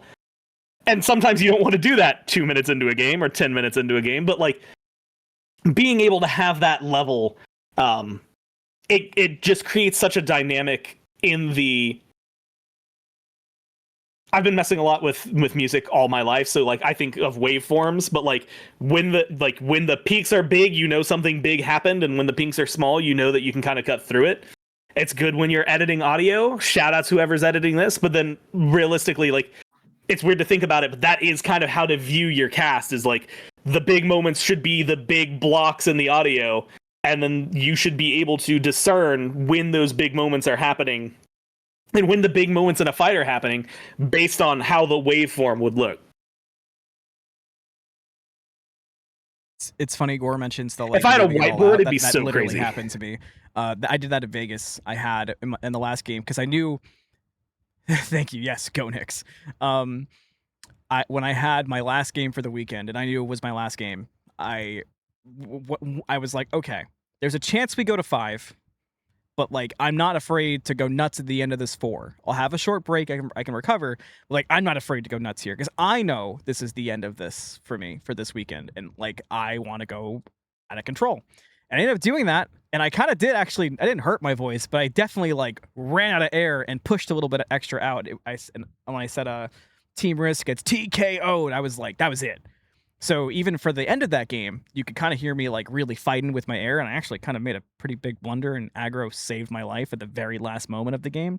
And then that was it. But like Gore said, I was just comfortable, like, all right, I'm done for the weekend. This is my chance, especially once it looked like the game was over. Let's just leave it all out there. That's where you find those variances, because that game started with us joking about aspects and Agni, if I'm not mistaken. Like, so it really just depends. But again, variance was the key I wanted to bring up here for you, Mort, because I think when I say hurdle, that makes it sound like there's something stopping you from getting better, and you're very, very good. You're so talented, but that is a hurdle for you. It's just getting that tone variance and mixing it up a little bit and letting some of your personality through, dropping that Mr. Shoutcaster persona that I talk about a lot and letting Morty be the caster. I mean, you hear it with Gore. Gore is like one of the best examples. Gore, you know Gore's casting because, oh my god, does it sound like Goremiser? It's the, oh my god, they're doing the thing! Everyone who says Gore and I sound alike just literally had their moment where they're like, see, I told you. But those are the big things, I think. Really good stuff for Single Bind there, stopping Hydrogen Bomb from getting that FG and then taking 4 off the map. Snatty alone, the big snake, had such a massive knockup in the fight before that went straight into Sunprod's ultimate. That's what enabled Hydrogen Bomb to even take a look at that Fire Giant. Really good play there between the solo laner and the jungler of Hydrogen Bomb. You know that the synergy is there, alive and well. Now that Single Bind have kind of effectively wiped Hydrogen Bomb away from the map for a bit, we can settle for a Pyromancer to help get some extra gold in the pocket. Woo! And almost stolen away by Snatty, but ultimately confirmed by Donut Doug. Now we just gotta chillax, get our items on, get some wards out there in the FG pit, man. It's getting stressful. I mean, keep in mind, Hydrogen Bomb have won game 1. Single Bind needs to win this game in order to walk away. Well, Single Bind needs to win this game in order to get to game 3. Hydrogen Bomb want to win this game in order to walk away the winners. There's a lot for Hydrogen Bomb to prove here, and even more for Single Bind to prove here, right? Because remember, last week, single bind wins Smite Prime. But was that a fluke, or is this something that they can do again? Is this a replicatable event? Or is SunProd just going to run with a new ADC, a new team? No, I'm going to go a different direction. I'm going to try something new and win with that team anyways. It feels like Another good example of setting there's a up the lot story. of ego on both sides of the was field really good. here that is coming through. Neither team is ready to give up this win. And the beacon is being looked at by Hydrogen Bomb. They want to send the pushers down the mid lane, or any lane, really, all lanes, to make sure that they can grab their next objective a little bit easier, knowing that single bind have pressure on their towers that they have to be on the lookout for. FG's getting burned. Hydrogen Bomb rotate over and take it immediately. Single bind are there to show, hey, this isn't going to be a free FG, so Hydrogen Bomb drop it immediately after. I'll tell you what, though, they got a lot of damage dealt onto that thing in a pretty quick amount of time. They also still have 2 runic bombs to work with. Hydrogen Bomb has a pretty good amount of spunk. I mean, they've got the Avenging Blade in the hands of Hydrogen and on her, base on her, not the aspect on her. Still has the Prot Shred handy in kit, Totem of Death for Kaidan, so the shred potential is there. Love this from Single Bind, though. The Single Bind objective shred is just inherently stronger than Hydrogen Bomb. SunProd! SunProd stole the gold! He stole the gold! But Layers put him in a lamp and took him down right after. So a bit of revenge from Layers, but that's not going to make up for that 3rd gold Fury Pip that was just robbed from you. Snatty chasing down Layers, still has one more jump. A little wide, but that's fine. We're looking at Doug instead. Remakami trying to peel for the back line. A huge City in Torment knocks up Few, but a Tally in response to make sure that nobody gets knocked up. It's Single Bind on the aggression. Hydrogen Bomb on the run. They lost SunProd and feel that they can't take the fight afterwards, and Layers is still around. Moswall melts Kaidan with the poison darts. Lacerate followed by the Viper shot, so Donut Doug kills another. 3 dead for Hydrogen Bomb, and Snatty left all alone with Moswall and the rest of Single Bind. Deicide for the way of Single Bind as they march towards the Fire Giants. So good. That was so good. That was really good. Mort popped off here. Yeah, I was about to swear more. Your drop, like the awareness to drop, and like you lead up perfectly to SunProd being in the Fury Pit to just let Mort go crazy. Like it was the perfect lead in to allow Mort to just do everything he needs to just blow his entire load for the fight. Admittedly, you were sick, so like there were definitely moments where I'm like, he was gonna keep going, but unfortunately, if you weren't sick, this is the team fight we were talking about before. This is goat shit, goat stuff. Yeah, sorry, John, but then, and admittedly, still really good fight. You get it all out, and then you drop because you're like, I'm done. That was like your best drop of the whole cast. I'm all over. It was so good. Towel time. Yeah, that was so good. That was just so good all around. Even like there's a world, there's like 10 years ago when there was different casters around that might be like, oh, we're late. You see this Asano. I love everything about that. Like Gore said, you set it up so well. You get to have a fun moment yourself. Mort plays off the fun moment, gets in with you. Mort's got the go button. Like, oh, so good. But what Bobby said here is also true, by the way, that you should hold till the next fight. Just to if you're in person, I think there's maybe an argument for, oh, you should have dropped earlier since like you could see Layers coming in there. Yeah. Or like in that like a world like that where Mort is like doing some gimme hands, like no, let me have this, because like he's coming in there. But like you're online, there's gonna be like there's literal physical limitations to it. So yeah, like the fact that you made that drop happen actually is maybe more insane the more I think about how difficult that kind of thing is to do with the timing we're working with. Yeah. I wish VMix let us see each other. I remember being able to experience seeing the other casters when we did that tri-cast. I had I made them go on video with me so we could see each other, so I could I was doing the director. I literally was getting like, just like, there it is. And then there were other times where I'm like, go, like I don't give a shit, go. I don't give a crap, go. Okay. Are you guys able I could do that all the time. At the moment on SMITE Prime, we are not able to see each other. It's something I know they've tried to do, Jithens and Tess, and I think they're still trying to see if there's a way for us to do it, but VMix is a little awkward compared to like VDO, Ninja, and OBS and making it work for us. What we do is we go on FaceTime. Thank you for laughing. The one saving grace here is Sunprod just respawned. If he can take one Ancient Gold Fury, maybe he can take away the Fire Giant. The burn begins for Single Bind. Really good damage coming out from Moswell and Layers too. The late game menaces, the late game menacai, if you will, plural. In the English language is always hard to follow and understand. I but wish it looks Inbound like was here just for this point he's about to drop in the chat. Sunprod won't go for the steal this time. So now Single Bind with this Fire Giant.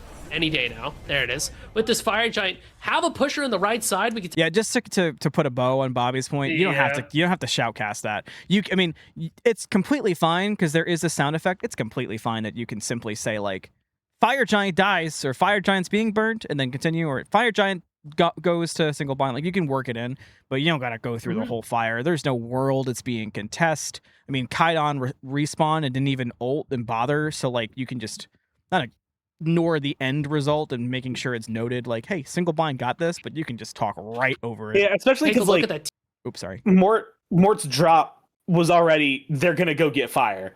Yeah. So we kind of know like they're gonna do it, and like that's one of those moments of there's a whole team fight to talk about that happened, and I just decided not to. In fact, for some reason. that entire team fight you can use to lead into.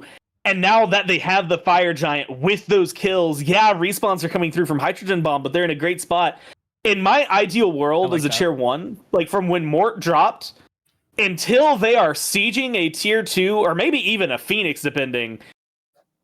I don't want to say a damn word because I'm not going to add anything. It's all about your breakdown and your I love to be able to just pull my phone out and not pay attention for about 5 minutes.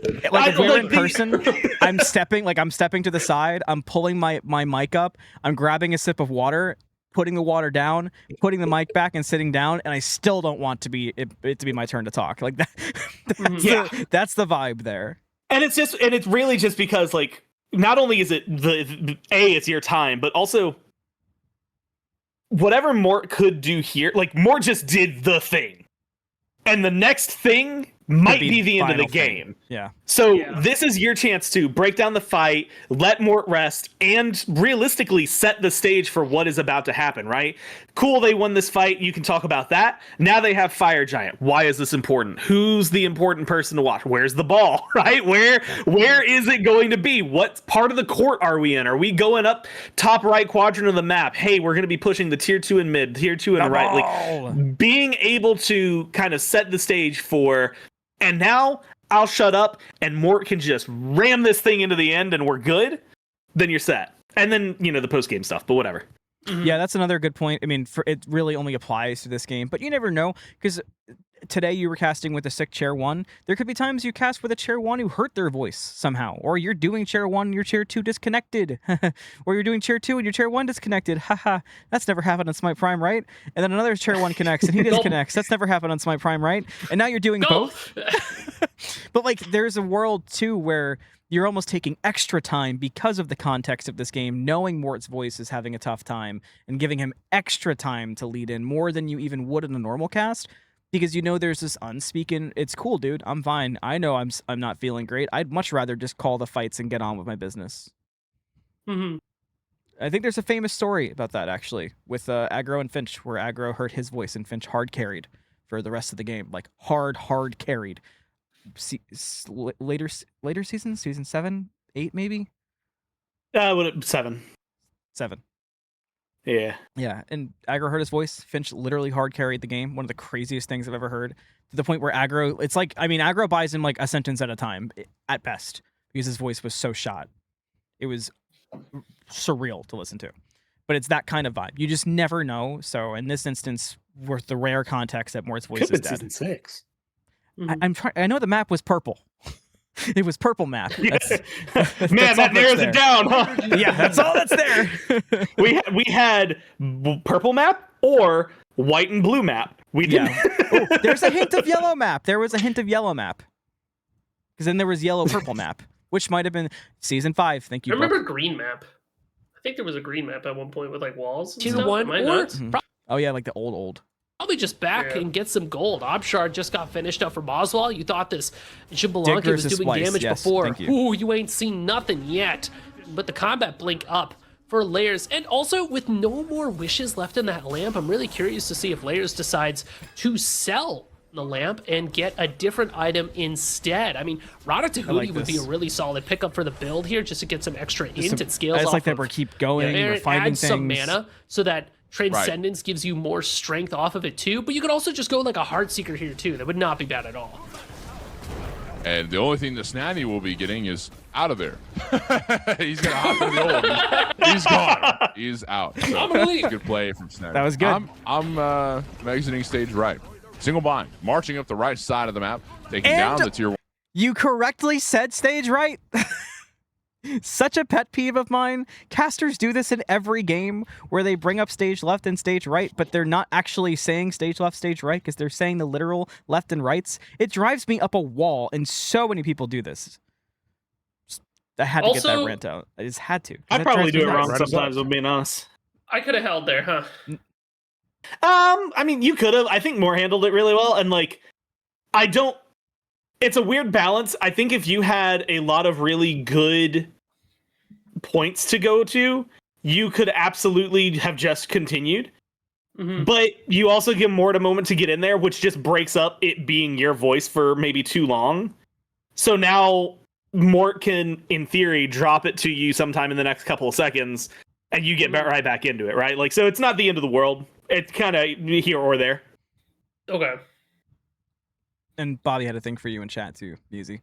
Yes. But yeah, like I Playing agree. a lot I mean, of Aladdin. it's a Yorm, and Yorm's got ult, so like he's probably safe. But as much as like we said, you could have talked all the way to tier 2, all the way to Phoenix. Mort had said something, like he had put a couple words in that were full volume, which usually I take as a sign that like he's down to say something. So I don't hate dropping for that reason also, because it gets, if he's got something he's been sitting on that he really wants to say, maybe he wants to set a stage, set a thing that maybe he wants to do that, it's fine. There was a thing that aggro used to do, and you know, talking of hand signals, aggro would do a drop like what you had just done, and then like you would not have 2 words in. You would be halfway, if even, through an initial thought, and he'd be doing the gimme hands because he's like, I didn't really genuinely want you to talk. I just needed a breath and you to break up my voice. Now shut up and let me talk again. And so like it's one of those moments like this is probably perfect for exactly that, right? Mort comes in, says the only thing that Snatty's getting is away. And then, like, you know, again, we don't have cameras. We can't really do this. But then immediately kind of recognizing maybe a sentence or two more if you're unsure. But realistically, you can just give it back to Musi immediately. And be like, all right, I said my piece. I am the lunatic, by the way. I do this all the time. Hand signals are not, but especially, like, if there is a way for someone to see my hands. I kind of hate talking. Like, I am the most content, happiest chair one in the world if you just give me some team fights, a game state, and then the end of the game and the objectives. Like, I'm so cool with that. I especially nowadays, I will let you go as long as you want to go, to the point where like when I've cast with Musi a few times, and when Dilo and I have cast doing like other games, like when we've cast Overwatch or when we've cast like Rocket League, there are times where I'm just like, go, do your thing. I don't want it yet. keep going. Now I want it. Like, that's a thing I really, really like to do. And which, that's even to though each you're their own offline, thing, but you can also force them to do that. Like, Mort, if you didn't want it, you could just be like, oh, wow, Snatty just gets on out of here.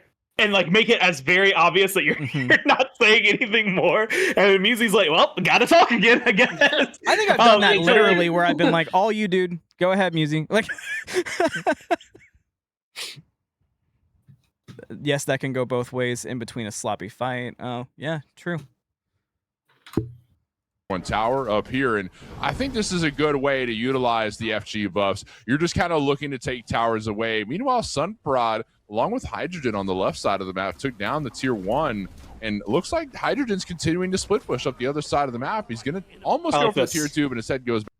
back to bases. The rest of single bind dropped the tier 2 on the right side of the map and approaching the right side bird. Which Thank you for mentioning pretty the open structures, right by about the way. now. Layers is scattering pressure on the mid lane too. Sun Single Prod bind could be looking to collapse onto Sun Prod. Ramakami's there ready for a fight, but couldn't quite find the jump onto Sun Prod. Doug takes down the tier 2 tower in mid lane, and with wide open exposed birds, this is good news for single bind. One Ancient Fury pool could mean almost endgame for Hydrogen. To an extent, I don't know if it needs to be stuff that Musi. So I definitely think Mort has it longer than necessary there. I'm going to fix this again. But I think Mort does a really good job with what's given. You gave a good joke with Snatty getting out of there. You set up with where they're at position-wise, right? You're immediately setting up and kind of illustrating they're on the right side of the map. They're pushing tier 2. There is a split push going on, and we'll see how that like breaks down. And it's not urgent, so you're not like you don't have to hype it up. It's just you're setting the stage, and more so, you're describing the state of the game. Nothing you said was very analytical. It's just these are the things that are happening, which is pretty much what a tier 1 should be doing.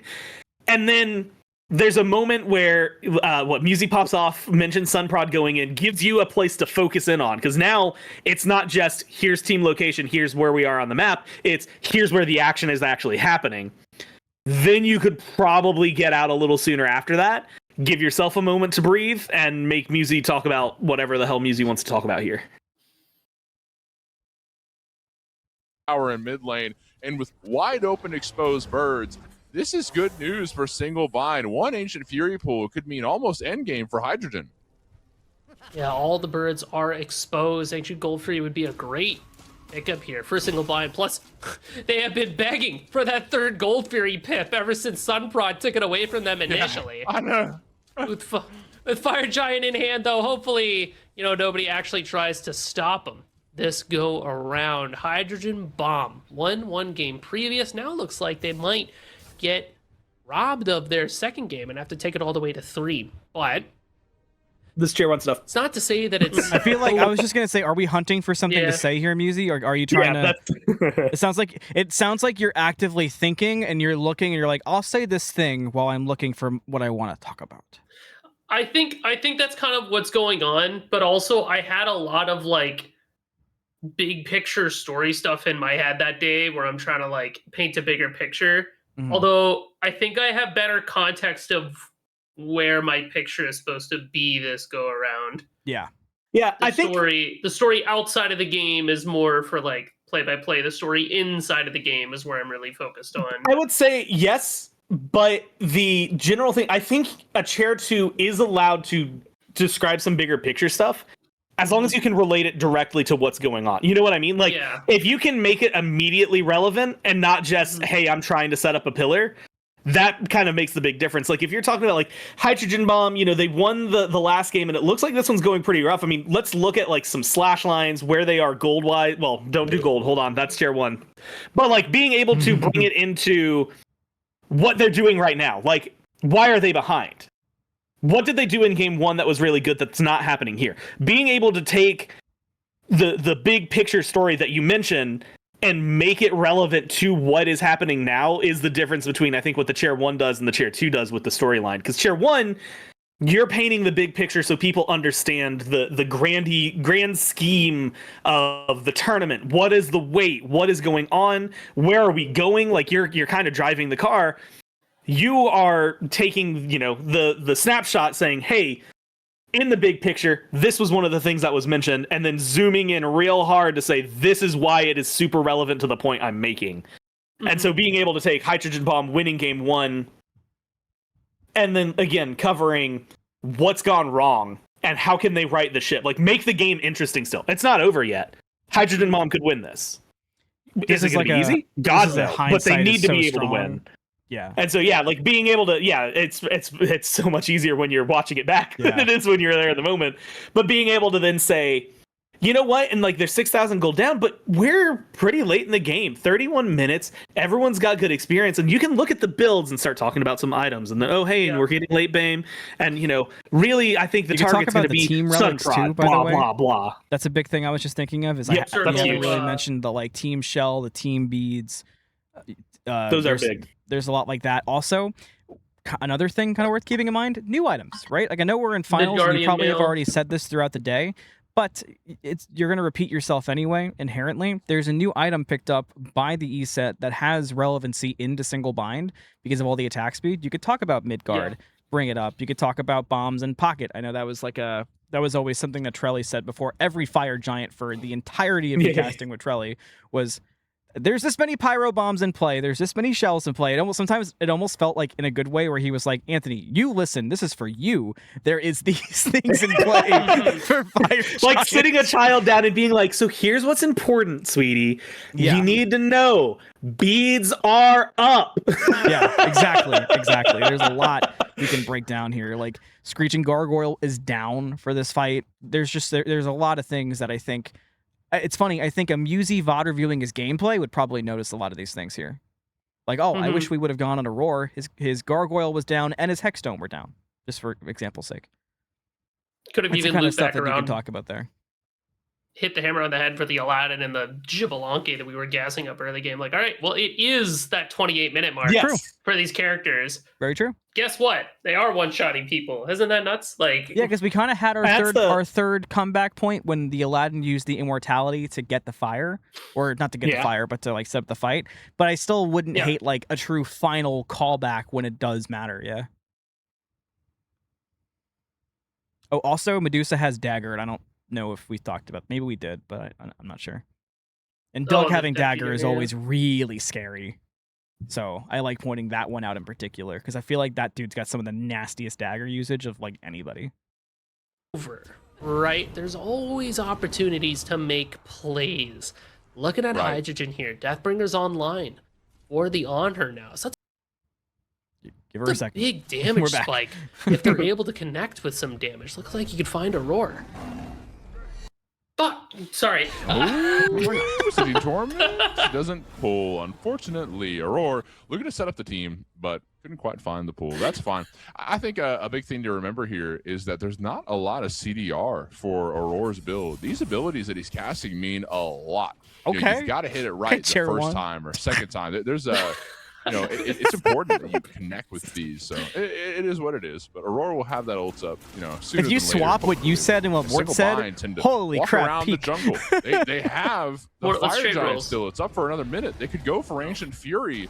The dagger was used and almost, went away wasted. So I just had Mifflin flashbacks to the Let's Trade rolls. I'm like, oh no, just sit in your chair. Try not to. Really, it just kind of feels like single bind can't do too much with the time that's left with this Fire Giant. So we're setting ourselves up for the next Fire Giant. Realistically, we're almost there. It is interesting to see that we didn't go for Ancient Gold Fury. It really felt like that third Gold Fury pip would have been very nice for those Phoenix Sieges, especially when all the birds are exposed. Like, could have gotten 2 birds with 1 stone, maybe 3 birds with 1 Fury up top. But not bad. At this point, yeah, not bad. Like a 6 out of 10. We're my god, give it like a 7.5. Fire Giant as it comes up. Now we're taking a look at gold, but Fire Giant's about to wear off. I would love to see Sunprod get active here. I do too. I think it'd be I think that was great, by the way. Doug secures the gold. Maybe got a little mercy with doing on the nuke, but it was good. Room, and the third Gold Fury pip for single bind means that single bind will gain protections. It will gain stats around enemy structures. So single bind will actually be stronger than they normally are when it comes to sieging. This is bad news for Hydrogen Bomb because they're already having a bit of a tough time with some of these fights. Granted, they've had some good fights too. Sunprod has had some very good moments this game, but it's all about momentum, and single bind have momentum going into this next FG pull. But should momentum swing the way of Hydrogen Bomb, this is an EFG. Enhanced Fire Giant means that it's basically game over if Hydrogen Bomb can kill at least 3-4 members of single bind. I mean, I think we've seen already today some crazy EFG defenses. Yeah. From I believe it was the Gospel of John, just sticking it to dirty water earlier today. So if Hydrogen Bomb has got that dog in him, they might be able to pull something off. Single bind though, not interested in EFG right away. They want to try to get a pick before we establish ourselves around this EFG. It is a tankier objective to pull. It takes a lot more investment, so it's not something you can really bait around too much, because if you play with fire, you're going to end up getting burned. Aurora spitting fire with ghastly breath. Summon Styx is out, and Kaidon gets a bit of a distraction. The Phantom Shell forced out, and Layers is in a bit of trouble. Taken down extremely low, but not quite killed. Layers is A-okay. We'll dash back to safety through the mid lane. Single bind now on the retreat, considering Remakami got poked out. Layers almost got destroyed. Hydrogen Bomb have an advantage going into the EFG for now, but still not enough of an advantage to just drop it all together. So they're going to play pretty safe and maybe call back to it later. Ultimate comes out from Snatty, mostly there just to make some space and cause some noise between the comms of I can single physically, I can literally see in my head music going like this. Like, I can't see your picture. I have to look at the stream to like. like hands on your chin, rubbing your beard, like rocking side to side. I can see this music in my head and what's going down. Like I can see your explanation, voice. What are we doing? Layers is not going to have ultimate for a little bit. It should be coming up soon, though, because of that Yoden's Revenge. So now we look to pull the EFG. This is 100% a bait. Yeah, I like that too. Mort from single bind, but the burn tells me that they might just commit to it. They might. It's down to 5. It's down to 4. They're committing. Who's going to take it? Kaidon stole! Kaidon stole! Over the wall. Kaidon stole the EFG, but single bind will continue to fight right after. What are we doing? Sunprod just killed Layers. Remakami is low. Aurora is getting chased down. Donut Doug by himself. And Moswell on the run from Sun Prodigy. What? Double kill goes the way of Hydrogen Bomb, and with EFG buffs across the team, triple kill for Sun Prod. Deicide for Hydrogen Bomb. Tough buffer. In the Titan room for single bind is about to explode. I can't believe that. Dude! What are we doing? What just happened? Why? It was like a perfect opportunity to bait Hydrogen into a fight, but to commit to the burn there is a Charon with ultimate. Sun Prod just Soldier Ancient Gold Fury. You think he's gonna let you get away with the Fire Giant? Good lord. I cannot believe that. 2-0 Hydrogen Bomb. All right. Everything about that was really good until you said 2-0 Hydrogen Bomb. I'm gonna give you. I was just gonna say the same thing. It was even you talking over the until you said that. It's fine. But you gotta leave the 2-0. You can stop because you keep the energy up. So it's really it's so annoying when teams end before they end. Does that make sense? Like when that game is over in the left side jungle by the tier 1 on Hydrogen Bomb side. But now you've got 30 seconds that you still need to be excited for because the Titan still has to die. And so you do a great job carrying the energy. Mort gets it up there. Mort brings it up because it's the triple kill. It's the Deicide. Yeah. You highlight. Now it's the Titan room. That's where they're going. And then Musi, you keep the energy going. The only thing that needs to change in any of that is at the very end, you shut the hell up and don't say anything about a 2-0. And Mort gets to come in and say the Titan goes down 2-0. He gets that big, this is the end moment. And then you guys can keep going on whatever else you want to talk about from there. But just it's making sure that that's the trade and where the torch goes. We talked about Dwarf earlier from the caster. I remember that was one of the most controversial parts of the caster was, I might have been Dwarf who did this, but somebody called over a Titan dying. I think it was a chair 2, or I know it was a chair 2. A chair 2 talked over the Titan dying from the chair 1. And there was a little bit of controversy, a little bit of debate about it because it was a fight like that.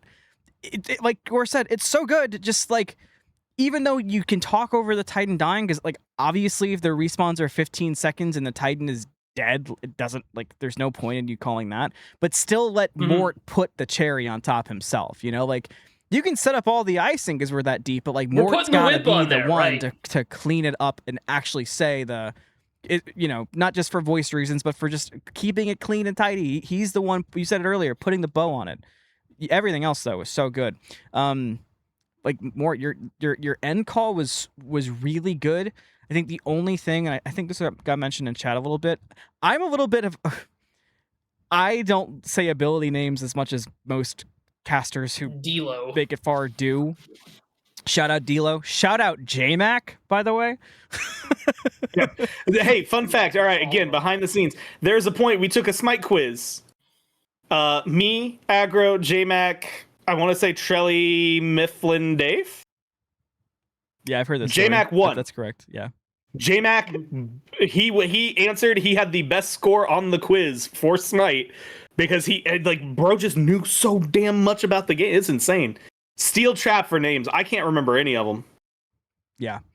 So I'm not a huge stickler for like saying everyone. I love saying big ones and ones that are impactful. Mort did a little bit of that. Like I think Mort hit like every summon sticks or every Stygian torment in that game. There's a few more that he could have hit, and I think that would really help with the spacing and kind of imagining where people are in the map, which we've talked about. But the overall flow, and in particular, Mort, your like the variation in your tones and your energy was so good on that end. Like that was the best part of it. I think if you just add in a touch of the where they're at, where they're doing this, where they're, it really, really could elevate it more. But what's cool is it already is elevated on its own. There was a few voice things I wanted to talk about with you more, but I really didn't hear them. I think a lot of it was because you were sick, but also I know you've been working on them anyway. So like I'm not as concerned about it. Maybe in the future when we do more of these.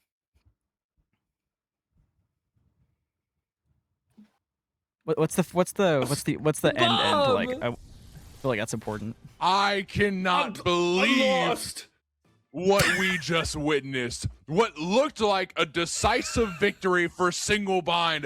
One good play would have brought that together. And Hydrogen Bomb just flipped the table over and said, "We don't like tables." Like, right, my bad, bro. I didn't know you didn't like tables like that. That's on me. I thought it was a table party. Wow. Like, what? I can't believe that. I'm stressed out. Glad I let that play. I'm stressed out. I'm really glad I let that one play. Woo, that was good. I'll let you guys see yourselves now on stream, so we can kind of give like we made it to the end. John SMITE Prime's gone to bed, but we made it to the end, baby. Woo! And now everyone probably understands why commentary review was a sometimes food. That was one game for one pair of casters. I think the one we had before Vegas was like 5 hours. I went to Aggro's before Season 10 Worlds. Me, Dave, Miff, Trelly. I think we invited other people, but I can't remember if anybody else could get there. Because I remember we went, like, it was after work. Like, we just finished casting. We go over to do commentary review.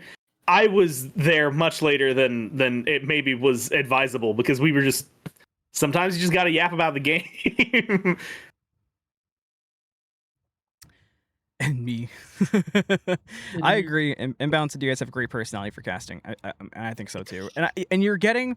We didn't really talk about this because I feel like these kind of need like their own, like both shorter and more in-depth conversations. You're also both getting a lot more comfortable on camera, so that's really big. I know that was like an awkward thing at first because, given the elephant in the room context of even why SMITE Prime got elevated so quickly, it was tough to get just thrown on camera all of a sudden on SMITE game once a weekend. Like that, that's tough to adjust to quickly. But I think you both have gotten a lot more comfortable with it. You both spiked the camera. You're both moving around. Mort in particular, because I know Mort's been working at it a lot. Mort, you're getting a lot better at like making sure when you're on it, you're not like you're like animating more than you even think you need to. It's help. It's noticeable, I guess, is the big thing.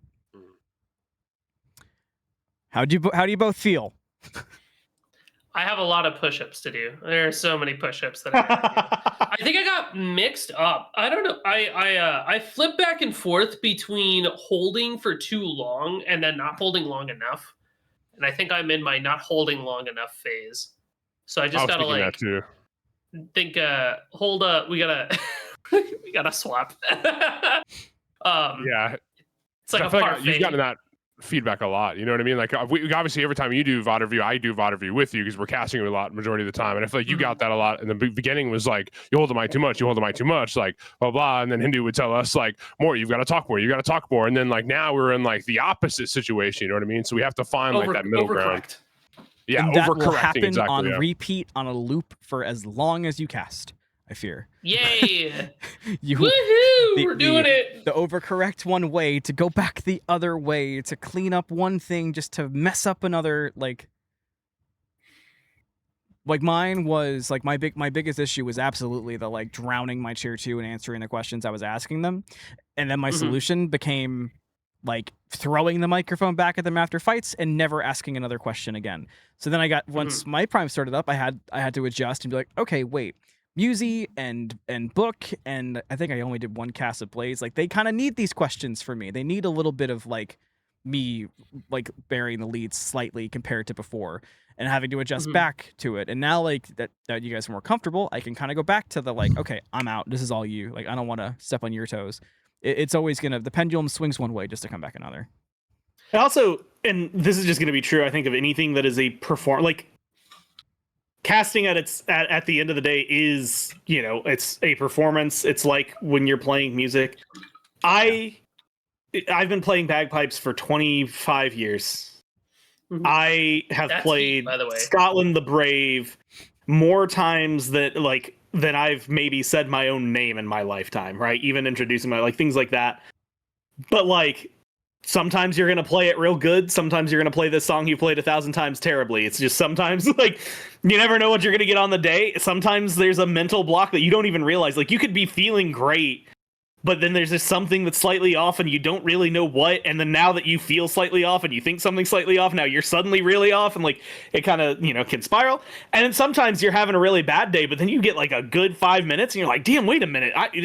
Screw the rest of the day. Yeah. Like I'm in on this. And like, so like any performance, and like the better you get, there's always going to be stuff to work on. And the fundamentals never stop being important. Like, all of it is always still important. There's stuff that I've said that y'all were doing in this that I still do. And sometimes I'll catch myself in the cast and I can correct it because now I'm like, oh, I know that that's a problem. But like, sometimes it just happens, right? And like, I think the joy of it is that it is a live art, and it's like a live, almost improvisational, you know, creation that you're making with somebody else. Yeah. And sometimes that means it's gonna be real good, sometimes it's gonna be okay.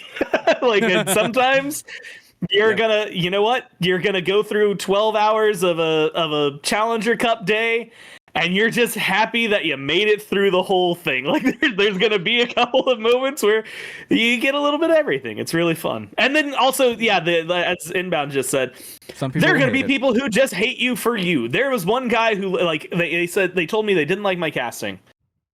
I took the bait. I asked why, and they said, I just don't like your voice. And I'm like, that's like the one thing I literally can't work on. I can't change that, as it turns out. And so like, there's gonna be, you know, I don't like looking at comments. I know it's kind of hard to sometimes, like, you know, you can go into the YouTube comments or watching Twitch chat. If you're a newer caster, do not even think about reading the chat when you're casting. I think me and Malum had maybe one of my like favorite 15 minutes of just absolute funny, probably really off topic stuff on Saturday that I thought was absolutely hilarious. I dread looking at the comments because while I think it's funny, I guarantee there's going to be people like, why the hell are they not talking about the game? It's a finals. Like, shut the hell up and just talk about the game. And like, sometimes you just gotta, like, as weird as it is, you're putting on a performance for a lot of people who probably aren't going to appreciate it. And so the idea is to just put something that you're happy with, and as long as it's good enough to enough people, it'll get you there.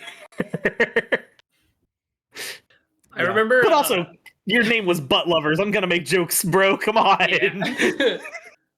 You guys also got put into a tough position. You've done really well with that too. Like, just, you know, obviously, like that. That I think that is worth considering in terms of like commenters and how people would react to casting. Because SMITE Prime's in a very awkward spot. That it's like, you know, a million things can be said about how you got there. But all that aside, main point being, everyone's done really well with just being able to handle the like, okay, I'm not gonna let this bother me, like the projection of others. That's been a big thing too. What were you gonna say? Oh, I was gonna say, I remember one of the first like comments I got was like, why does this guy laugh so much? And the first cast I ever have with Gore, we're both cackling, and I'm like, Right. So That's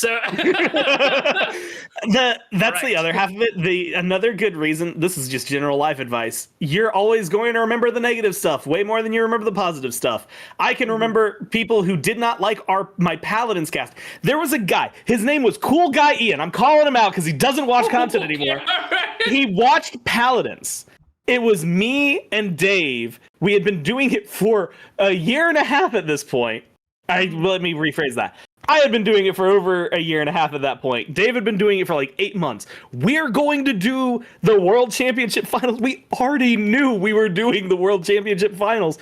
The minute this guy heard either of our voices, it's Dave and Gore, I'm out. Did not like our cast. Hated us. And so I hope that it burned, but it's been almost a decade, and I still remember his damn username. And admittedly, it was Cool Guy Ian on Mixer, so let's be clear, it was a Mixer user. But like, insane, Days like, remembered. and you know what? I'm sure people were absolutely glazing me after the season 10 World Finals. That was not even 2 full years ago, and I can't remember any of it. I also drank a lot that night, so that might have something to do with it. But you know. Yeah. I had two. I had two that were tough. Well, I had 3 that were tough. I got brought on to be the only person added for the SMITE 2 team, just like a SMITE 2 caster, just for every comment during my debut stream to be, why are we broadcasting this piece of junk? Like that was fun. And then it was after that, it was God, this guy sounds like Goremiser. And then after that, it was... Which, depending on how you feel, either a compliment or a negative. You'll never know. Yeah, exactly. But then they put us together, and I hear it less, personally. And then the third one, which was a lot of fun, is, oh, Dulcin's back? Get this idiot Malum off my screen! Where is King Dulcin? Where's Dulcin? Which were all 3, like, things that kept happening that I had just programmed my own brain for each one. It was like, who cares if they don't like the game? I'm casting SMITE 2. I'm on the team. I'm getting paid to do this. I don't care. It's awesome. Second one was, like Gore said, I was like, I love Gore's casting. I model a lot off it. I guess it's really cool. I don't think I sound like him, but I can hear what they mean in technique and stuff, so I'll take that as a compliment, because I'm the new guy. I want to be noticed for sounding like one of the other pros, because that means I sound like one of the pros. And in the Dulcin one, I don't care. Like, yeah, be excited for Dulcin Cast. That jumps the viewers. You're here watching me, idiot. Like, you might be asking what he's on, but it doesn't say you're muted, so you're listening and you're watching me. So I don't care. And then by the end, getting to see those comments go silent is almost the most satisfying part, because then it stopped being that. It started being, there'd be some people excited to see me, but there'd be more people saying nothing, which was good. So it's a thankless job. Yep. If you're doing it right, the same thing with production. If you're doing it right, nobody says say a damn thing. word. Yep. Because that means that they don't notice that it's happening. They are just absorbed in the broadcast. Yep. Any let's start. Any like final things for either Mort or Musi you guys want to bring up, ask about? Well, it kind of sucks because I feel like the issues that I'm working on, I still am having issues with. Like, I feel like I'm getting better at like other stuff. The variance thing is pretty recently. And that's something I need to start working on. Obviously, like, you've brought that to me a couple times, but I feel like it's only like something more recently I've tried to work at. One thing I've had like a bigger issue with is like saying the same thing over and over. Like, the crapper phrases. I can't say what it's really called, but the crapper phrases. They will always exist. The PG version of it is casterisms. That's what I write down. I have a casterisms notebook or like notebook page on my desk. Yeah. So I've still got those, but I think between that and then variety and tone, I think those are like my 2 big issues. I wrote down a lot of stuff. I have like a whole Google Doc that I like put notes down on, and like, there's stuff I can work on too.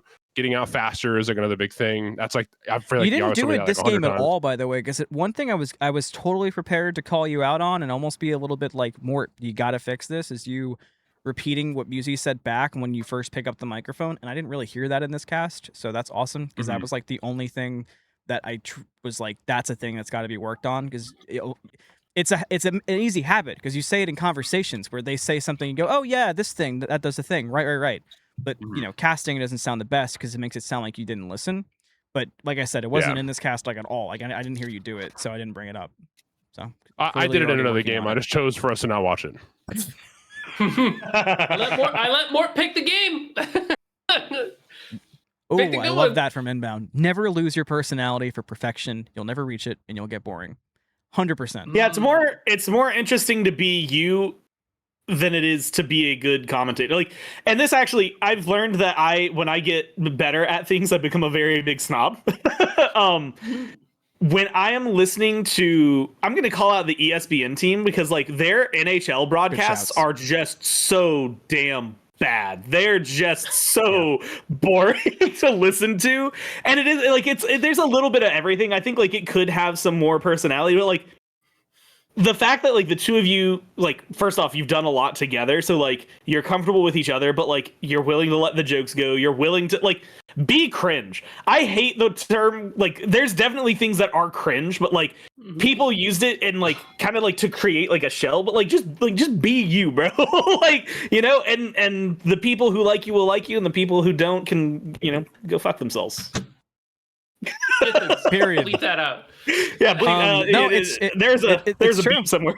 I stood on business with that because look, I won't name names. Gore knows this. Gore and I've had this conversation before when I was first starting and I was very nervous to be starting. I will always stand on business that there was so many people that disliked so many little things about my casting, whether it was like that sometimes I'd go fast, sometimes I'd go too slow, how much I would get so excited if I got excited, like how much I would like flat out stop and tell a joke. There were so many little things that I supposedly had to fix if I was going to make it. And don't get me wrong, some of them I had to clean up, but I never like stopped doing them because I was like, if I have to stop doing them, then like that's not fun. I don't want to just be a cookie cutter version of somebody else who's already casting for like a different game, you know? I didn't do them, and like I've done enough to a point where I'm very happy with how I did, and I really didn't change that much about my casting. I fixed like the foundational pieces of technique, but I still feel like I'm me, you know? Like I feel like my Vegas casts are me. I feel like the silly casts I do at one of the wordings still every now and again are me, and I'm very happy with that. And I think that's a big key, just to Inbound's point of never lose your personality. Like it's literally required. All the best Smite casters and all like that people remember forever and talk about to this day, good or bad. It's because their personalities came through in their casting and they stood on business about their personality. It wasn't going to change. So Musi, your more thoughts? 6-7 jokes is what I mean. Too far. Yes. Do you have any like final Yes. ones, Musi? I don't want to. I know you didn't get to. No. Oh no, it's fine. I think one of the big through lines I've noticed through a lot of the critique that I've gotten, or I think an underlying issue that I have, I think has to do with maybe a bit of confidence in being confident in being like, okay, cool. No, I can definitely hold the mic more because this is my time. I'm allowed to have this time and I can, you know, get into the nitty gritty of these things because for the people that are listening to me, they care about the things that I'm talking about. It is interesting to them, right? If it's interesting to me, it'll be interesting to other people. Like there's the audience that cares about the cool stuff that happens, and there's the audience that cares about the cool stuff that's happening that enables the cool stuff that happens, right? So I really want to make sure that I'm a little bit more comfortable really digging into things and taking the time to dig into it and really flesh things out and explain the points and explain the thought process. Because somebody out there is going, yeah, that's dope, right? Like, oh, cool. I didn't know that. Oh, that's why this works the way that it works. Like one of the reasons why I like being a C2 is because I like all the little things that happen in Smite that end up at the end of a game. Like oh, this stupid little interaction over here makes me geek out, right? Like, erosion on a Kerberos? Let's go, dude. This item's sick for all these reasons. It's first build. We're prioring it over everything else. Prophetic or Eye of whatever it is. The warding active is being picked up pretty frequently right now, but we're building this one instead. Wow, isn't that awesome? Isn't this cool? Yes. Yeah, I like getting like all kinds of all the other things. I very specifically remember focusing on back in Brazil founders. The there was a CERN Definition of that had passion like casting. an int build that was like, dude, he gets like 27.5% penetration on autumn stance because he has these items, and if he can't go any more intelligence items because it like doesn't matter after the certain matter percent, blah blah blah. It's like a team fight about to happen. I'm like, dude, this penetration is so cool. Like just knowing where to put that is kind of the big thing. But having the confidence to be like, no, you're gonna listen to me talk about, you know, max mana on an Aladdin build because it is relevant. I think it's relevant. Now you do too, right? So I'm cheesing is the big is what it's got. You just got cheese. Finally, final thoughts from the miser. Our goal next week will probably be 2 hours. That's my internal goal. Yeah, Bro, I'm VOD review. Still impressed that you're saying next week, bro.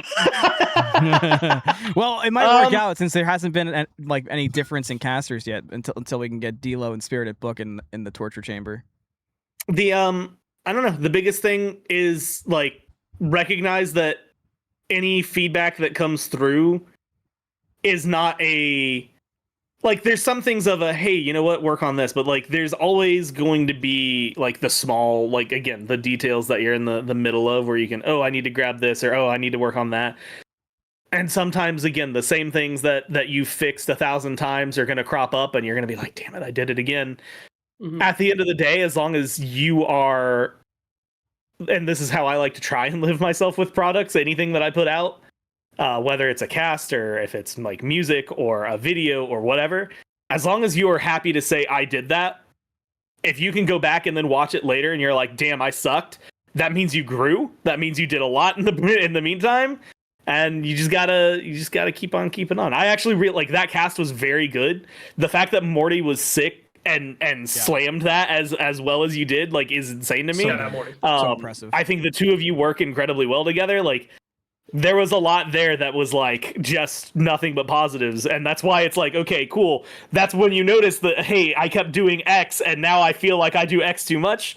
And now next time when you don't do X, unfortunately, it does mean something else is going to end up causing trouble. But like, you'll feel it, and like the casts are going to just feel so damn good, and they're going to be so good to listen to. And I'm just pumped. Let's bring it on. Yeah.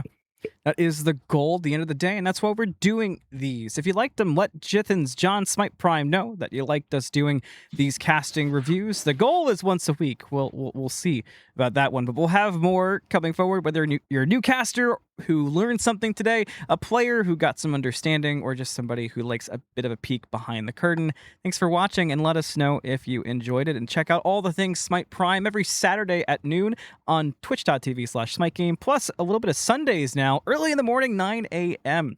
has been the start time recently. So check those out. Thanks for hanging out with us, guys. Thank you, chat, for talking and adding all your stuff. For myself, Gore, Morty, and Musi, good night, everybody. Bye. Hugs and kisses.